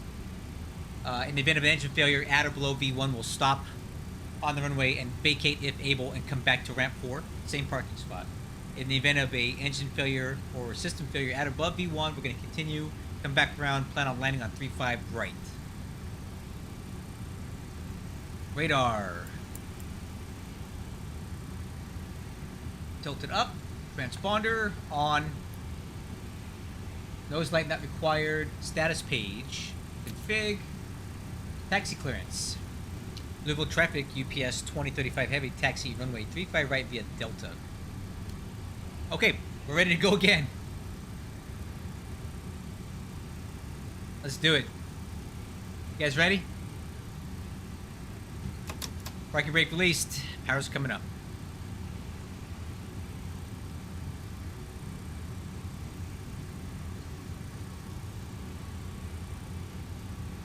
Alright, nozzle steering checked. Left, right, brakes checked.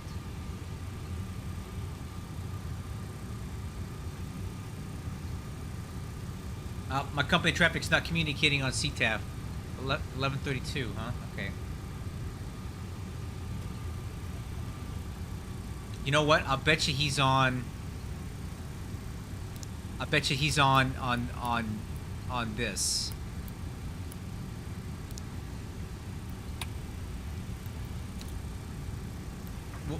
We'll monitor. Clear left, clear right, coming right.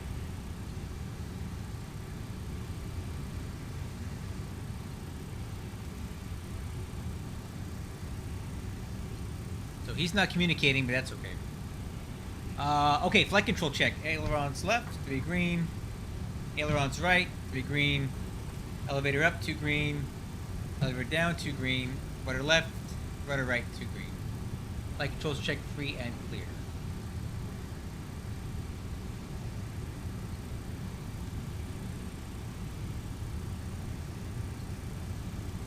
UPS 1132 heavy is taking off runway 35 right, departing to the northeast, Louisville. Alright, so he is on Unicom.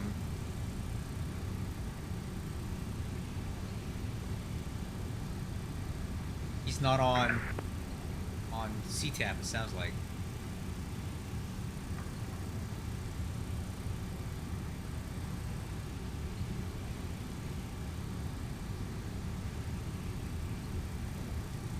Alright, we'll hold short for him.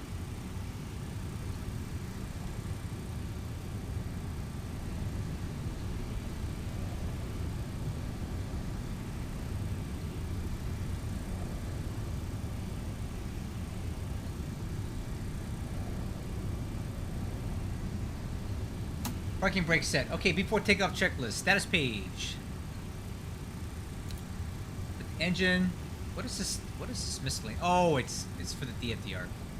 Okay, EAD is checked. Oh, it's not green box. You know why? Here's my parking brake set. There you go. Green box. Exterior lights. On. Radar switch. On. Takeoff clearance. Holding on that.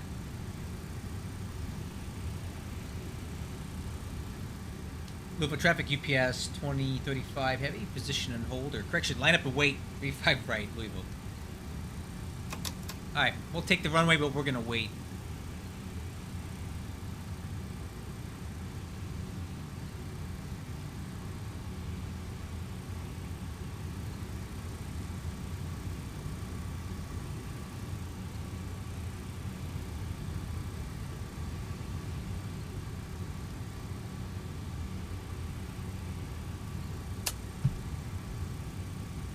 Okay, nav armed, profile armed.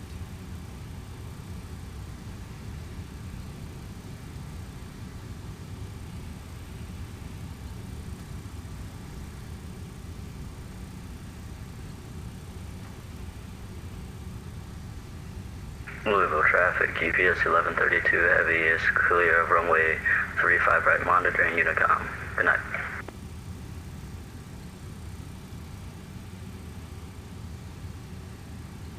Okay. We're gonna wait a second here, wait for the wake turbulence.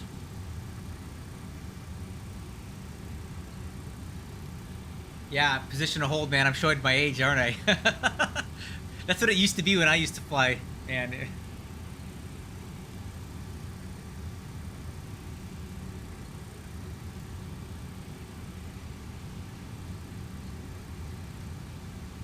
okay. Louisville traffic, UPS 2035 heavy, departing runway 35 right, hit I-1 departure, RNAV bulk, Louisville. Alright, takeoff clearance. That's runner up. We're going to do a full static takeoff today.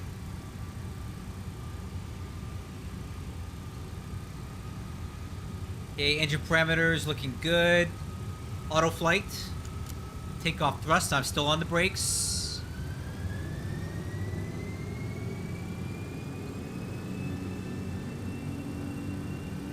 Thrust set, brakes released.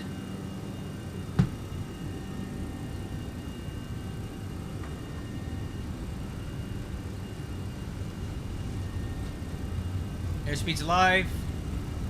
80 knots, clamp.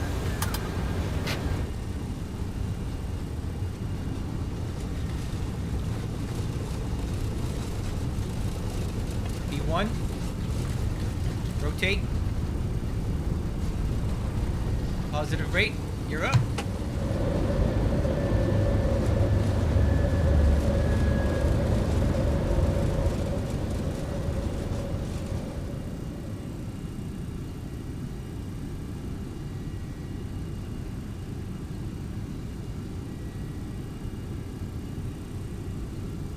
Okay, pitch it for 166.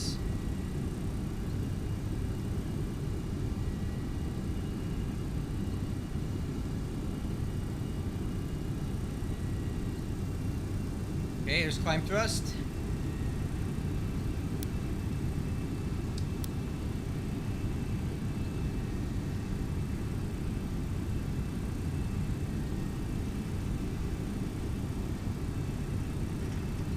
Still maintaining 166 pitch.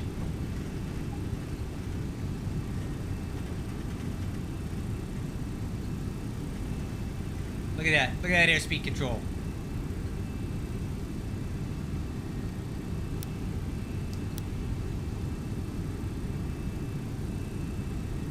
Okay, there's our acceleration altitude, pitching the nose down.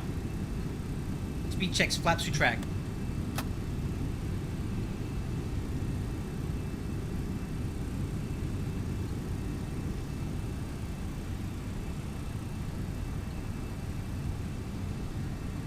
Okay, turn coming up here.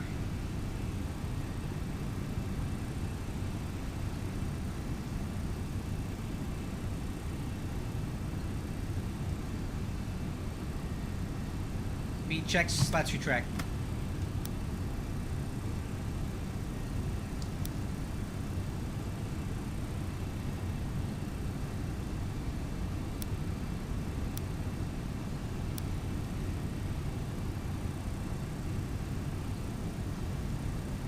Alright, and the soup. Stabilizer motion. Oh yes it is.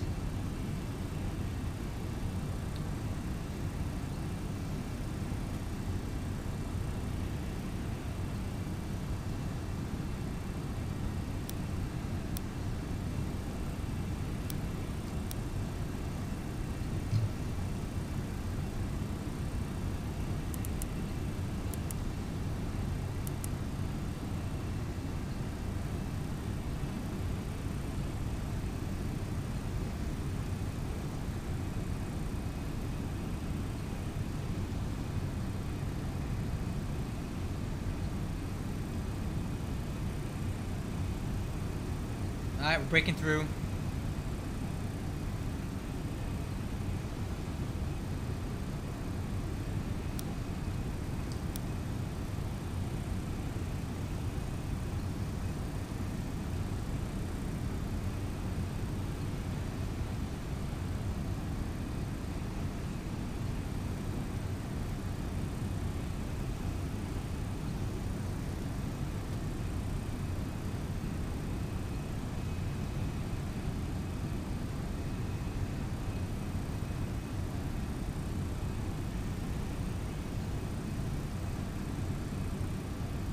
Coming up on 10,000 feet.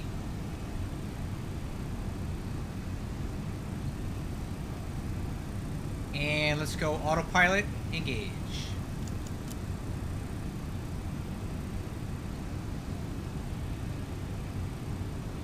All right. After takeoff, checklist. Landing gears up, lights out. Spoilers, disarmed. Auto brakes, off. Flaps and slats, off. Up, retract. Flap takeoff selector.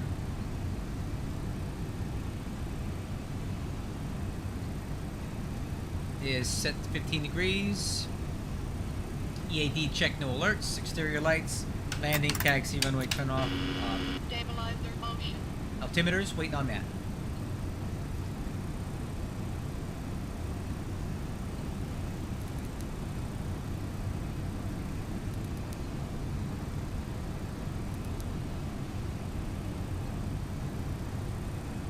Alright, how'd we do? Okay. You kind of see a little bit of wiggles in there. Not too bad.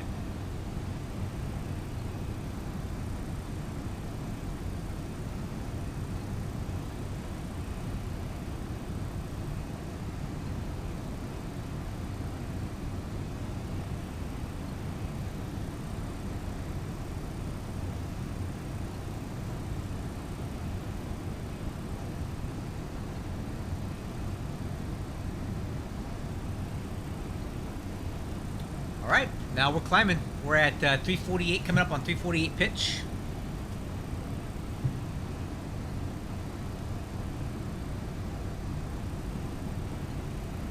I think we have time for some music this time. Last time we were a little busy. It was a short flight, but this one we should have time for some music. Do you have an idea?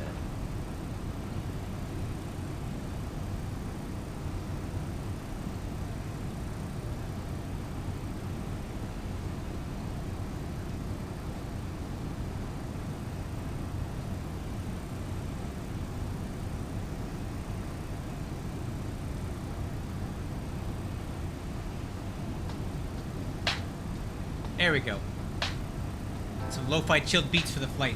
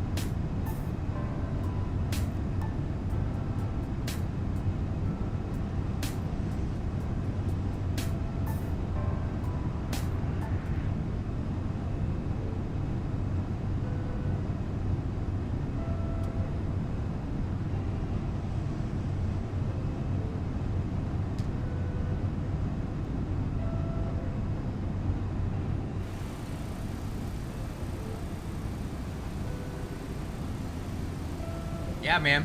Looking forward to going into Atlanta. I really like it there.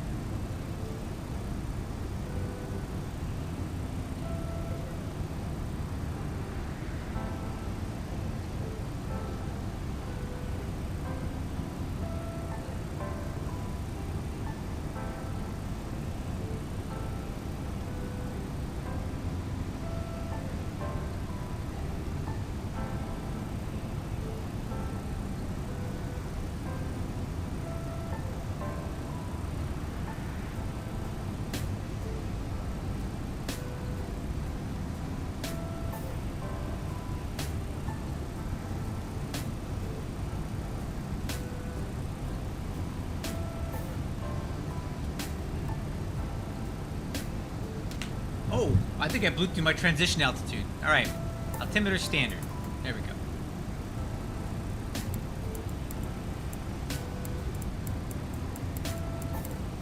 There we go. After takeoff checklist is complete. Stunner shades on.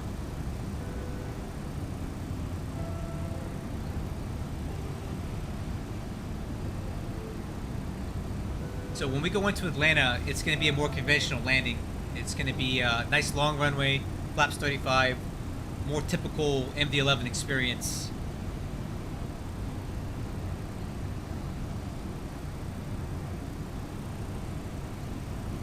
I don't like flaps 50. I rarely use it.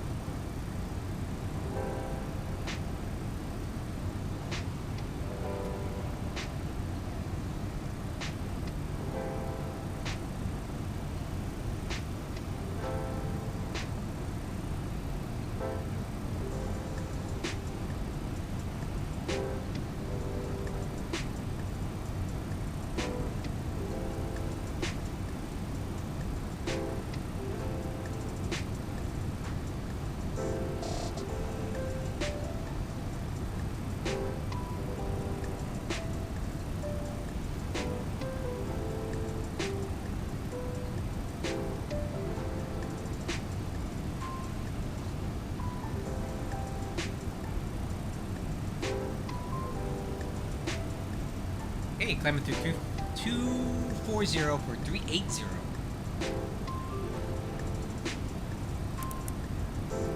$44 miles top of descent. Top of climb.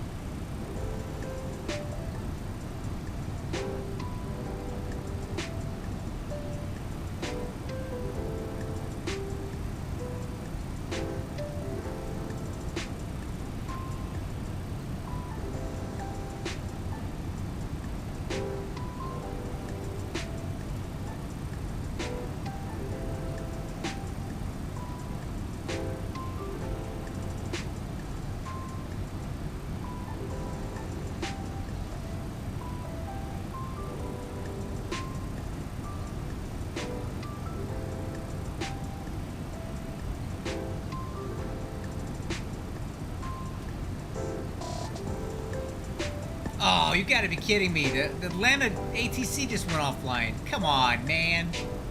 Why? Why you gonna be like that? Maybe another one will show up. Darn it.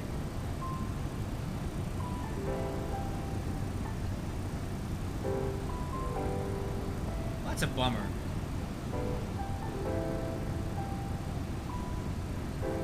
Maybe another one will show up.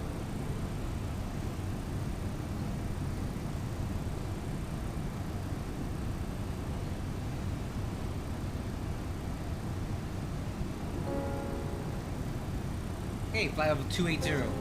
10,000 to go.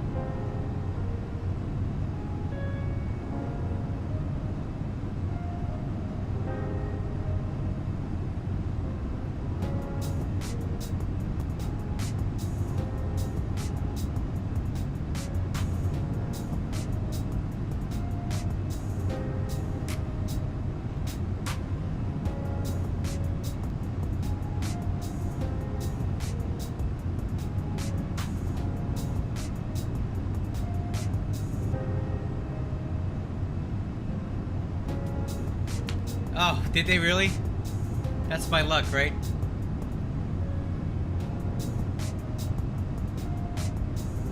Let's see.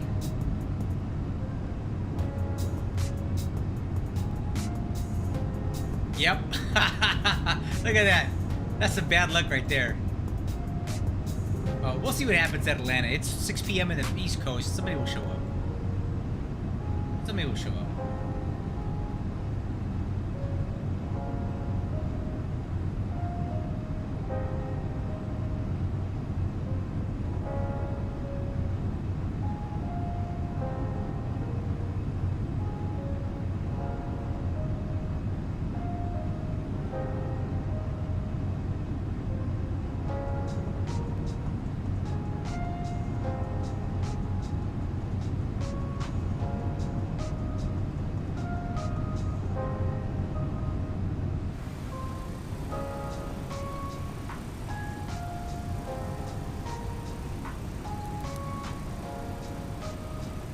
Okay, climbing to flight level 350 for 380.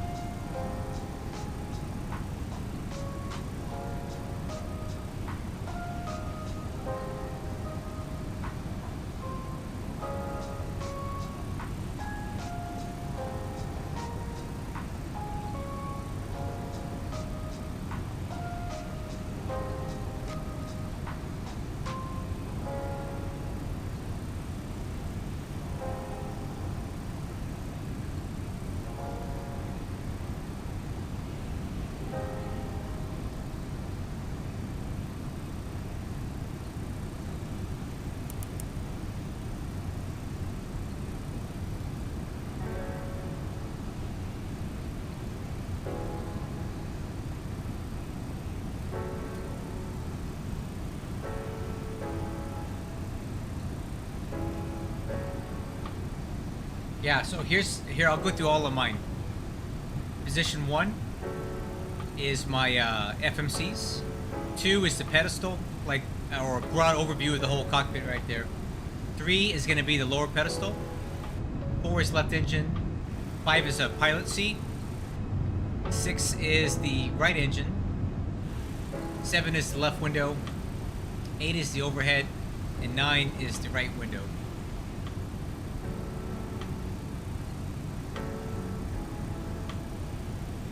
Altitude.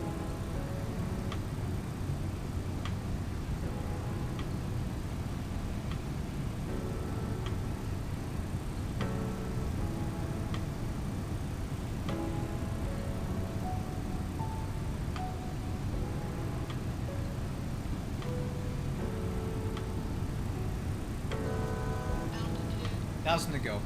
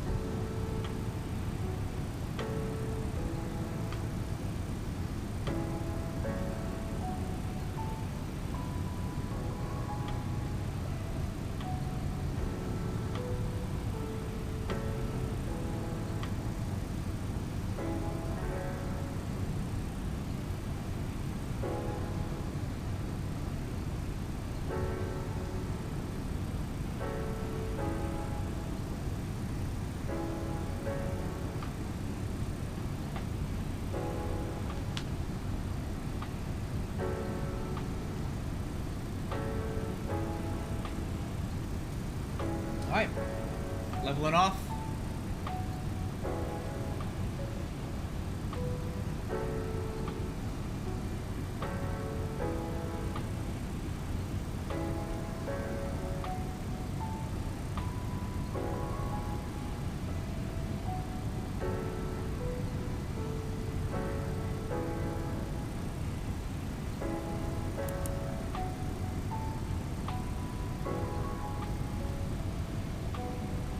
Oh, what are the additional? I'm not familiar with the additional slots. I only know of the keypads 1 through 9.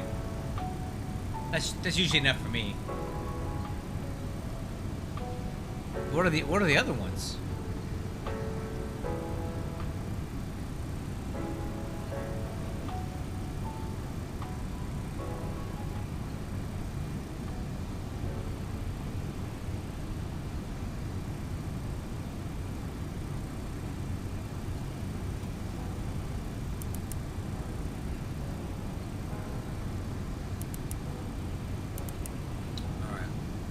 100 miles till top of descent.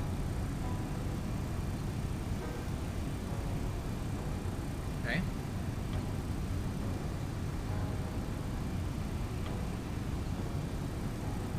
Yeah, I don't know what buttons the other 10 would be on. I only know of the keypads number 1 through 9.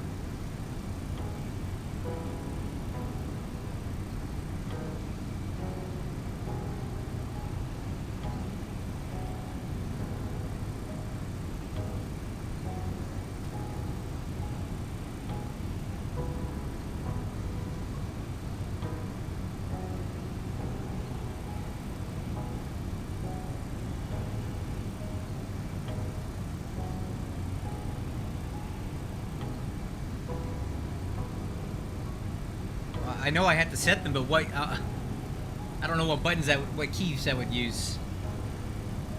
I don't know. I'll figure it out. I don't really need them right now.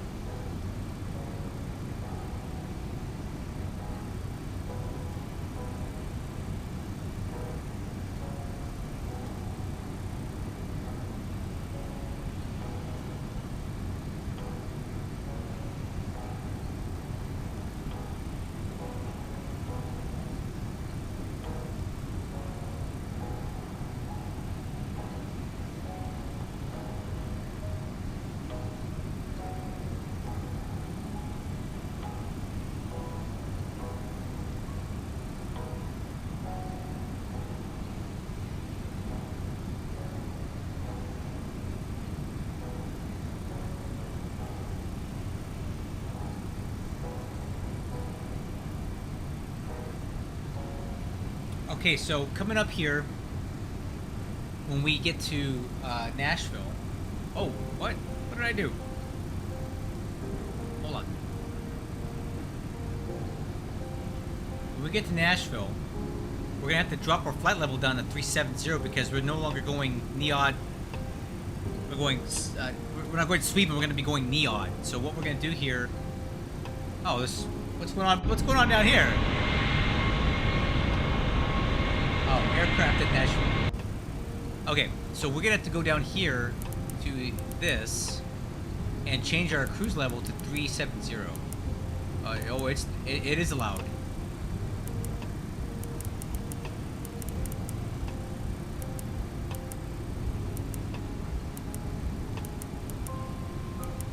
All right. You want to fight me? Fight me then. Okay.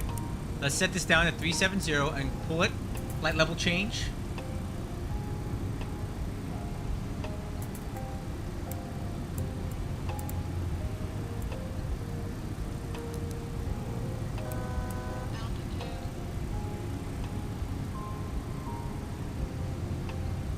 And then let's reset the cruise altitude to 370. It's not out of range. Ugh.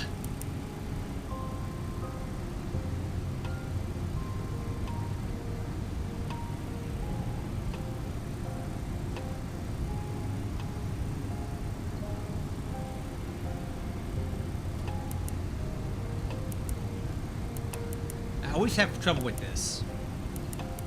I think once we get down to 370, it'll let me do it.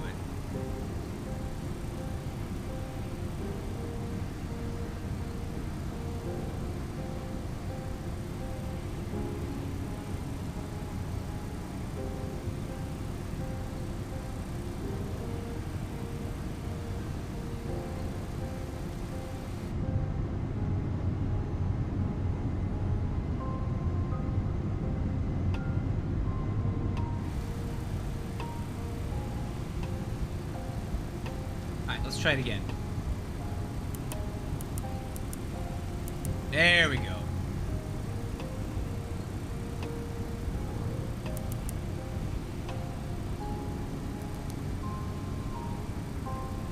Okay, there we go. Everything's back to normal. Let's do our descent and approach checklist information now. Okay, so descent and approach checklist. Landing data. 159 approach at flaps 35 on a 9,000 foot runway. No problem. We're going to leave that as is. Let's get over Navigraph now. We're going to select the ILS 26 right approach from Haynes.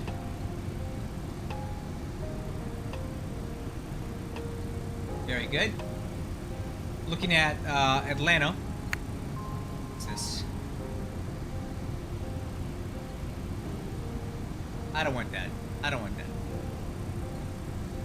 that.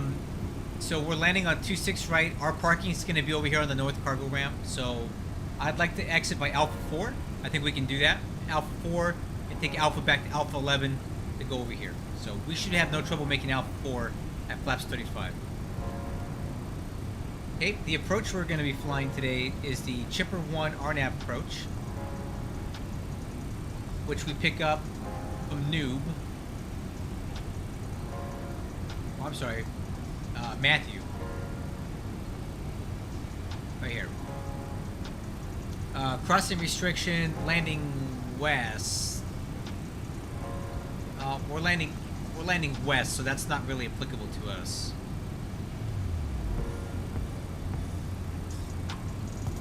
All right, well, I think we can kind of keep it high for a while.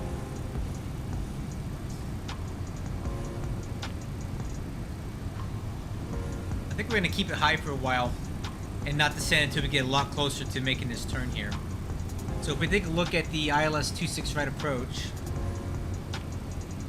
the initial approach fix is Z-low, but we'll probably pick it up at Haynes, which is the intermediate fix.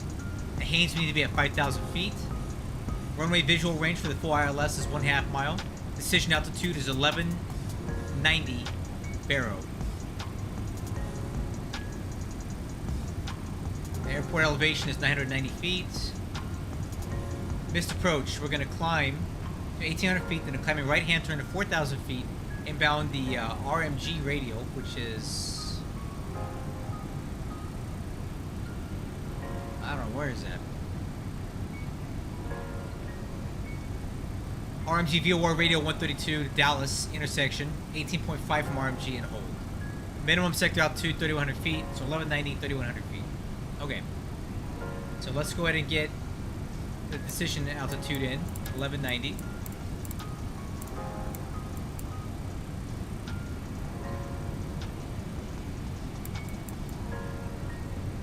Approach briefings performed, radar down, 1, 2, 3, 4, 5.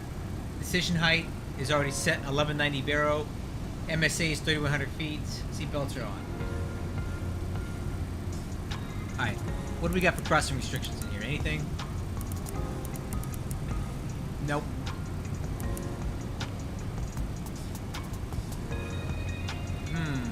Do I want to cross Chipper at 13,000 feet? Not really.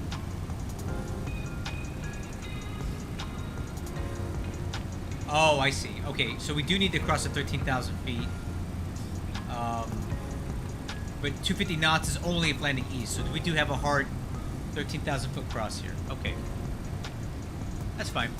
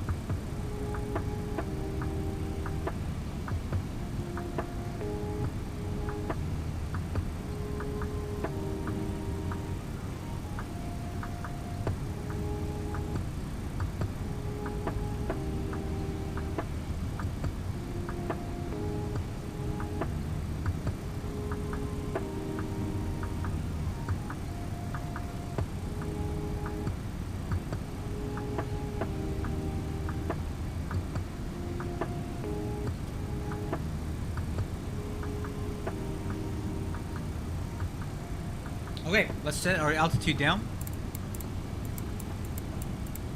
10,000 feet again.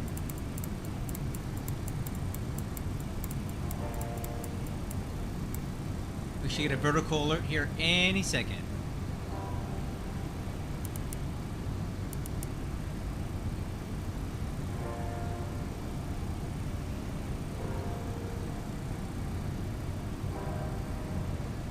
Man, I can't believe that Atlanta controller did me dirty like that. He bailed at the worst time.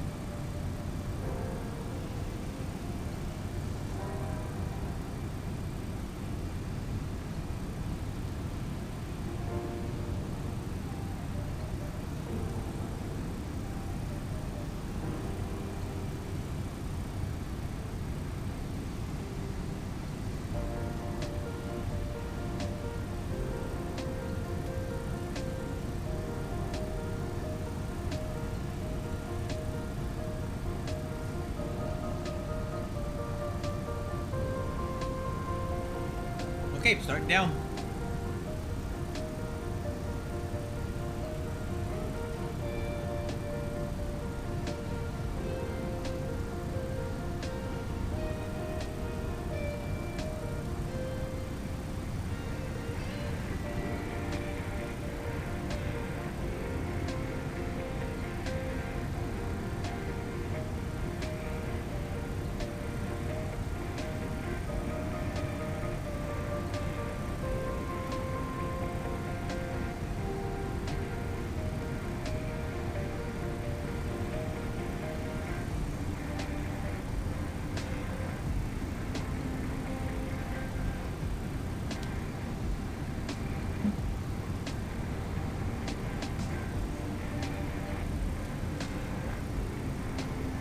Oh, maybe I should, it's a good idea.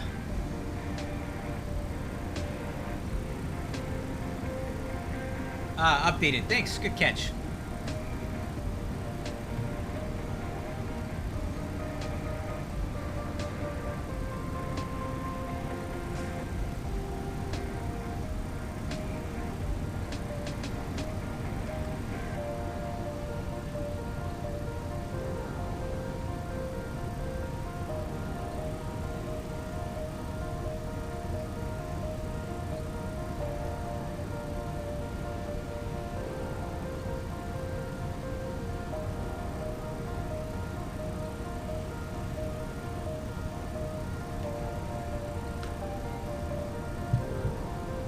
Okay, descending through flight level 300 for 13,000.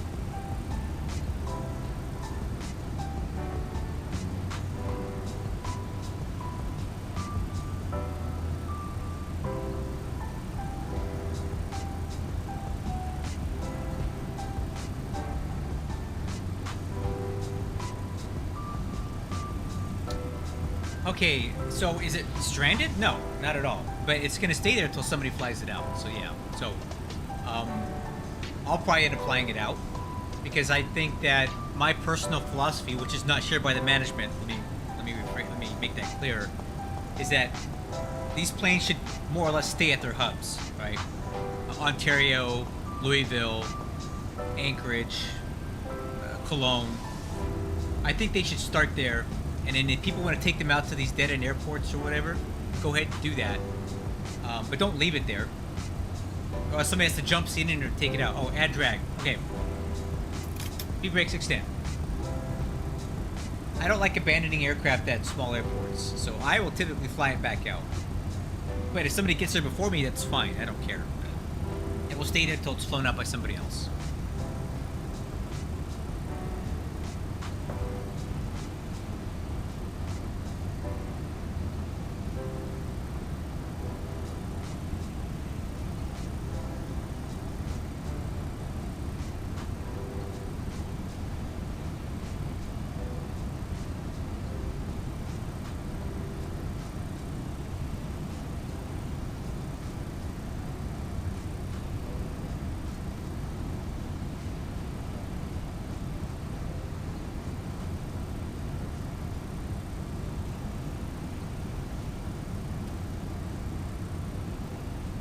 Alright, speed brake, retract.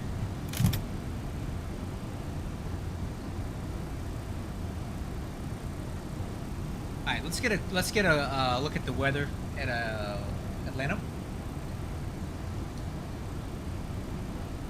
Okay, arrival 26 right, 300 at 11, so a little bit off to the right of the runway, no big deal. 3001 is the altimeter. Expect RNAV off the ground. Okay, RNAV. Ground control will assign runway with taxi instructions.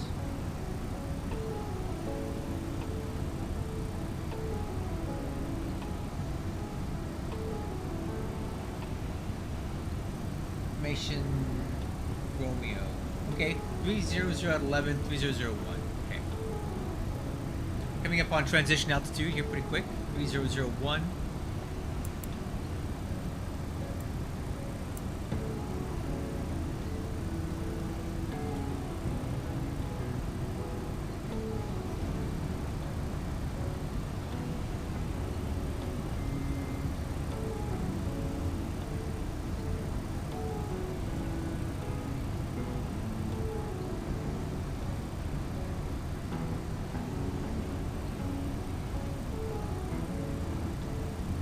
If that helps us at all.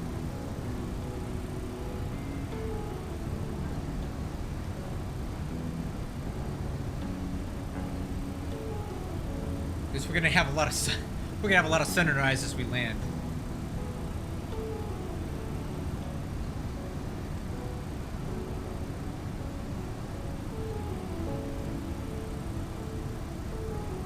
Okay, transition altitude 3001. Alright. Set cross check.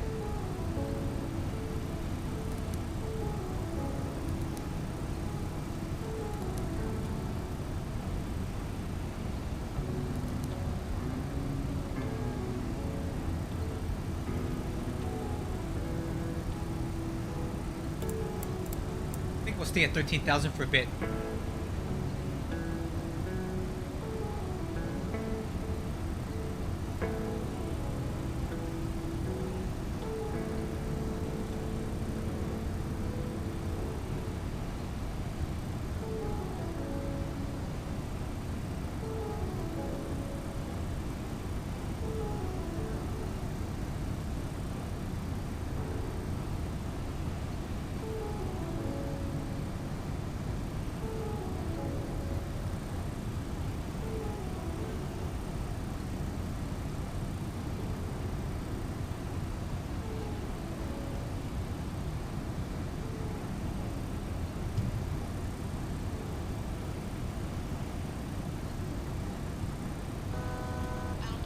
1,000 to go.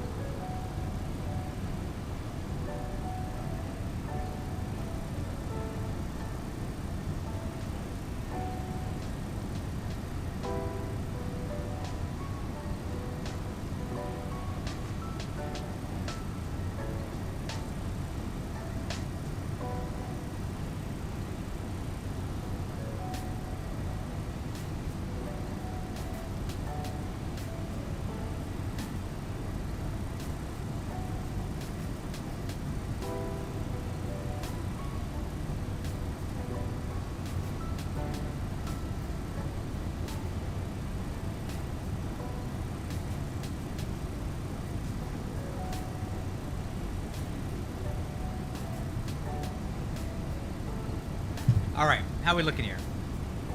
Good. So we're gonna stay at 13,000 feet for a while, because I like this airspeed that we're going at. This will help us get into Atlanta a little bit faster. Otherwise, we're gonna be putzing along at a really slow airspeed here.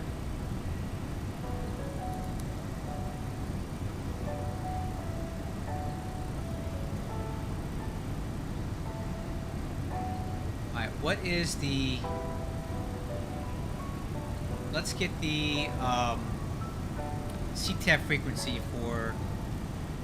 Oh, wrong button.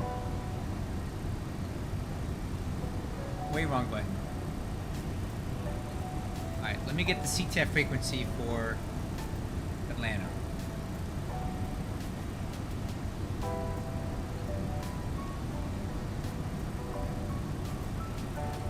Nope.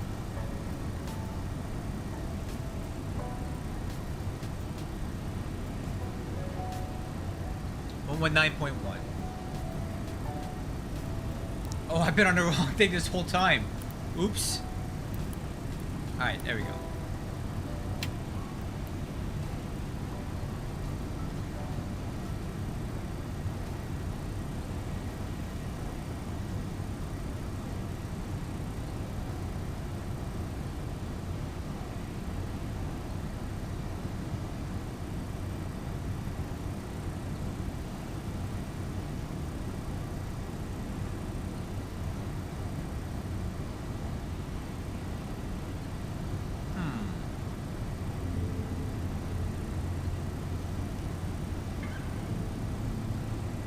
Fly a visual in here.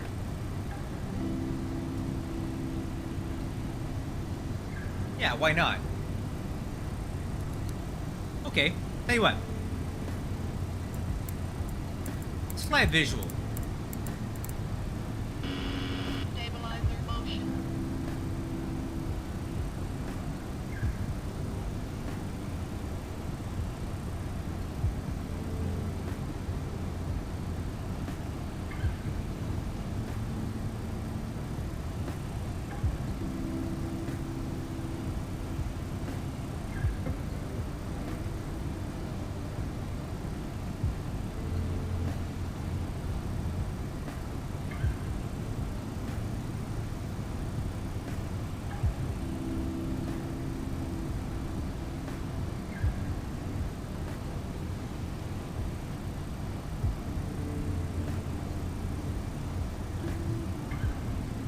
Alright, we can kill the music now. Getting in kind of close. Oh, okay, cool. Yeah. I'll check out. I'll be on my Discord as soon as I land here. I'm not flying after this, so I'll be happy to help you out. And there's 870 people on my Discord, and a lot of them are smarter than I am about computers. So you're gonna get plenty of help here. Between me and everybody else, we'll make sure you get the answers you need. All right, let's go ahead and do exterior lights now. All right, descent approach checklist complete.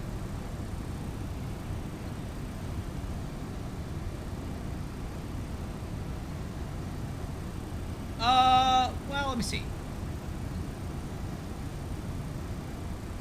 Now, I mean, I have a flight sim channel, but you can ask in the general. But here, I'll show you. You don't have to post there because not a lot of people on my Discord are there for flight sim stuff. That is one of the channels.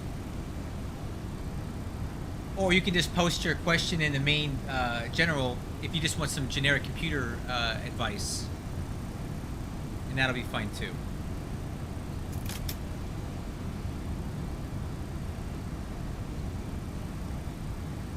Okay, I've got some speed brake out here as we slow her down.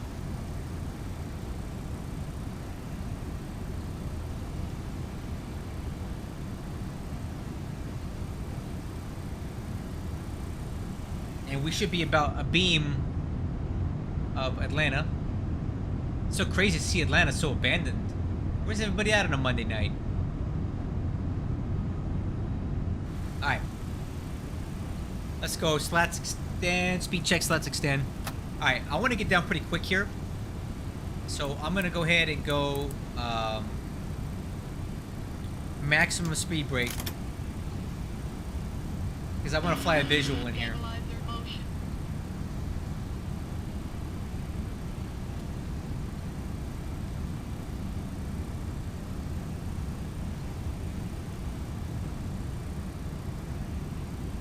hindsight, I probably didn't manage this this descent.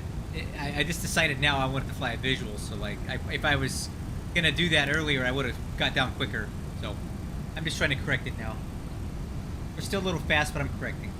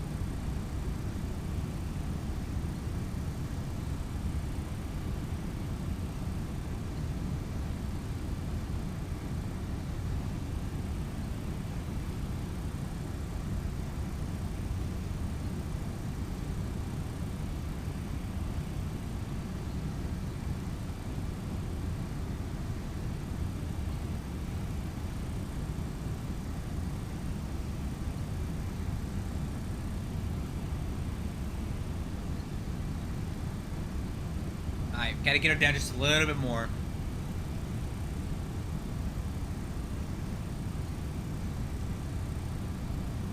Let's go gear down. I need some more drag. Gear down.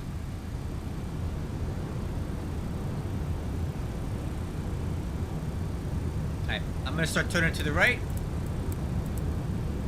Heading select. Stabilizer motion. Altitude. Alright, let's keep it going down to 3,000. I'm gonna go speed brakes retract, flaps 15. Stabilizer motion.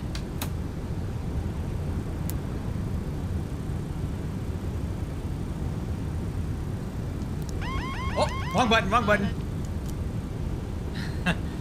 Wrong button. Okay. Atlanta traffic, UPS 2035 heavy on the visual 26 right approach.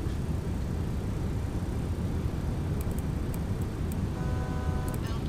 1,000 to go. Let's keep it coming.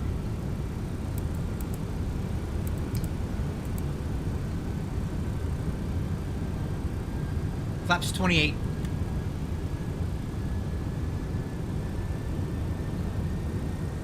Okay, landing gear down. 4 green, spoilers arm, auto brakes minimum. And there's that sun that I was dreading. This is gonna be fun.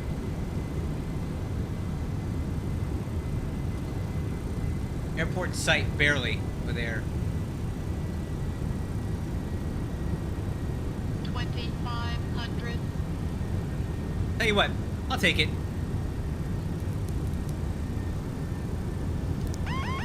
Autopilot.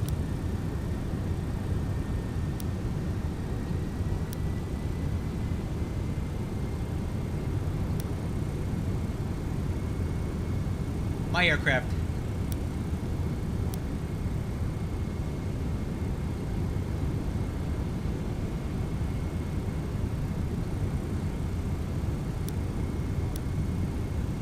Okay, I have the runway in sight.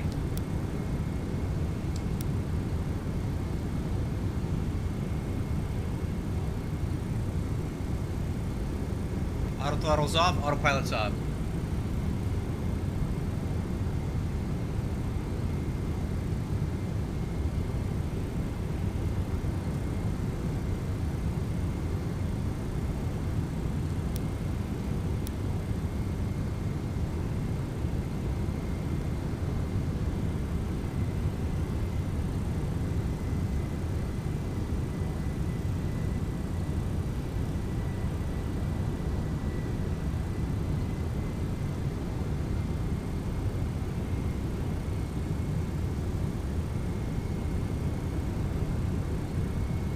Okay, a little off the center line, correcting.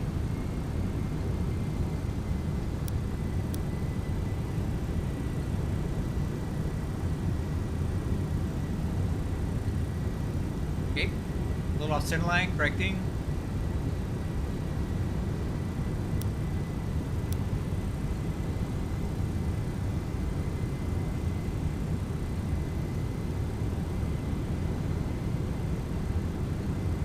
Alright, let's go flaps 35.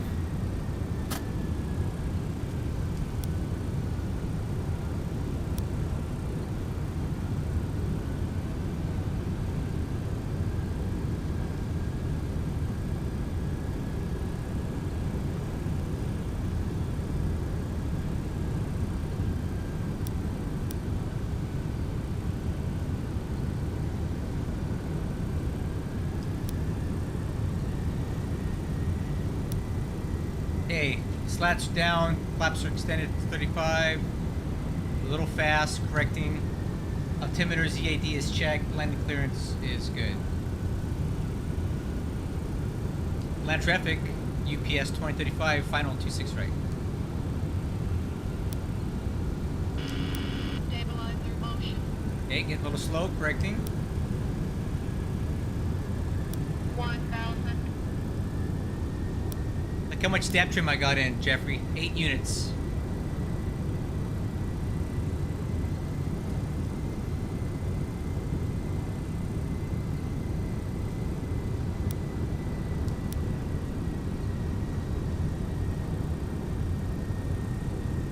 Look at that, guys. Perfect center line. Glide slope's perfect. Speed's on, check. 500. This is 400. perfect. I'm gonna stick this one, guys. Approach 300.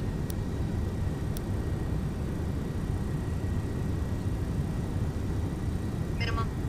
Landing. 200. 100. 50. 40. Idle. 30. 20. 10. Let the nose down. Max reverse.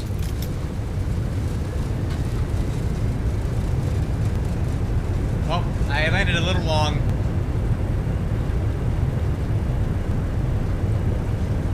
Alright, we'll just do a full length rollout then. I held it off a little too long there. That's okay.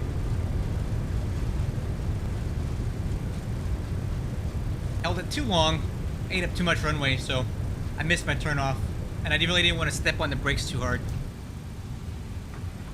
No big deal. We'll just use the whole thing. Why not? On the brakes.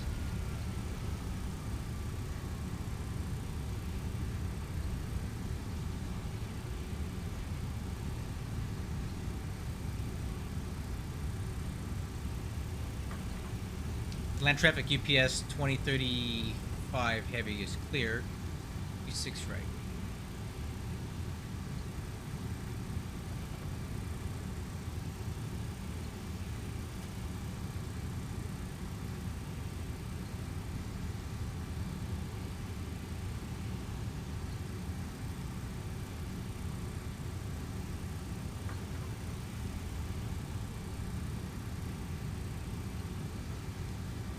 Okay.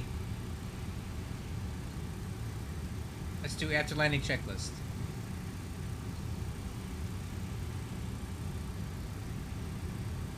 Okay, spoiler handle. Stabilizer. Retract this arm. Flaps up. Speed brake. Stab trim. Ease back. Ease back. I don't cut them. I just slowly ease them back to idle.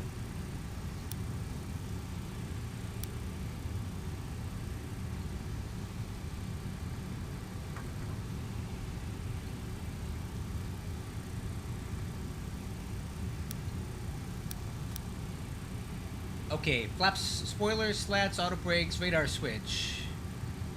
Off. Landing lights, taxi lights off.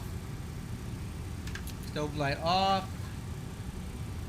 Anti-ice is not on. APU is coming on. Stab trim set 3 degrees, aircraft nose up. Okay, after landing checklist complete. Alright, let's see the lies it's gonna tell us today. Oh! I actually believe that, guys. It was a little firm today. That's about right. 358. I kind of felt the dump at the end there, so yeah, I believe that.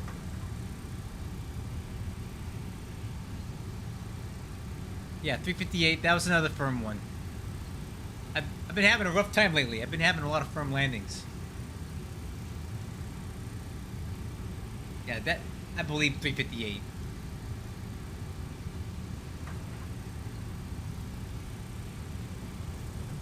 Okay, so we need Alpha 11.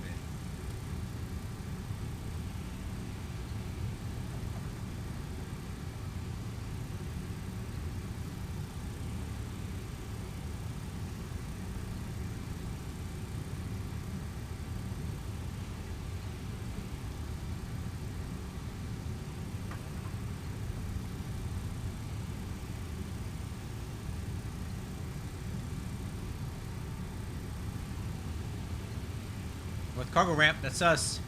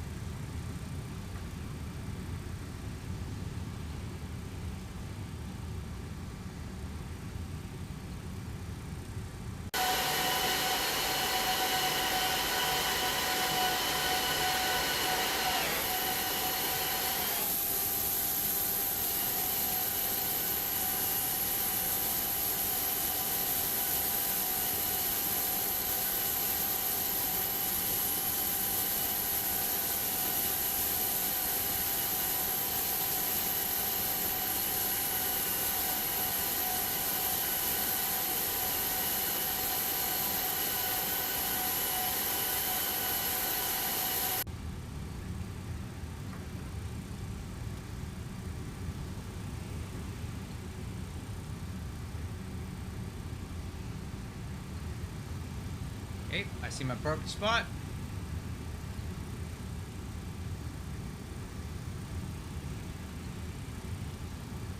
There's my marshaller.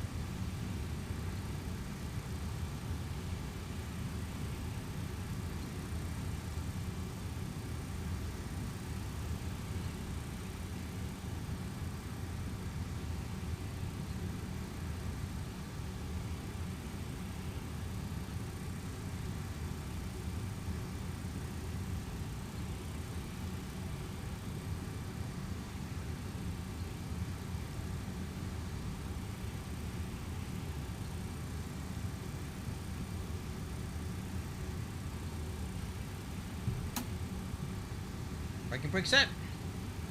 Okay, parking checklist. Transponder standby. Fuel switch is off. 3, 1, 2. Wing and engine anti-ice not on. Windshield anti-ice not off. Windshield defog off. Emergency power switch off. IRS's. Beacon light. Little chocks.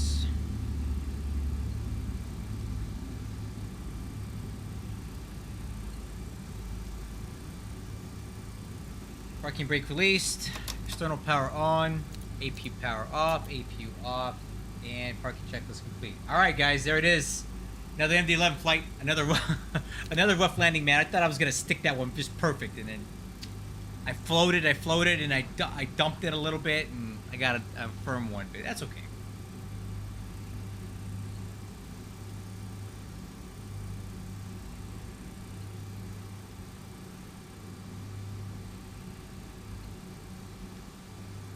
So thanks to everybody who stuck around. I hope you enjoyed it. I did. It was nice to get out and get a couple flights in today. I think I'm going to go ahead and take a break now because this is, what, 3 hours sitting in this seat. I have had enough. So check out my Discord if you guys want to talk about some flight sim stuff. I have it posted in my video description. You're all welcome there. I got almost 900 people on there. Most of them are there for my War in the Pacific content, but we got some flight simmers too. I hope you guys have a good one. I'll catch you all later, and thanks a lot.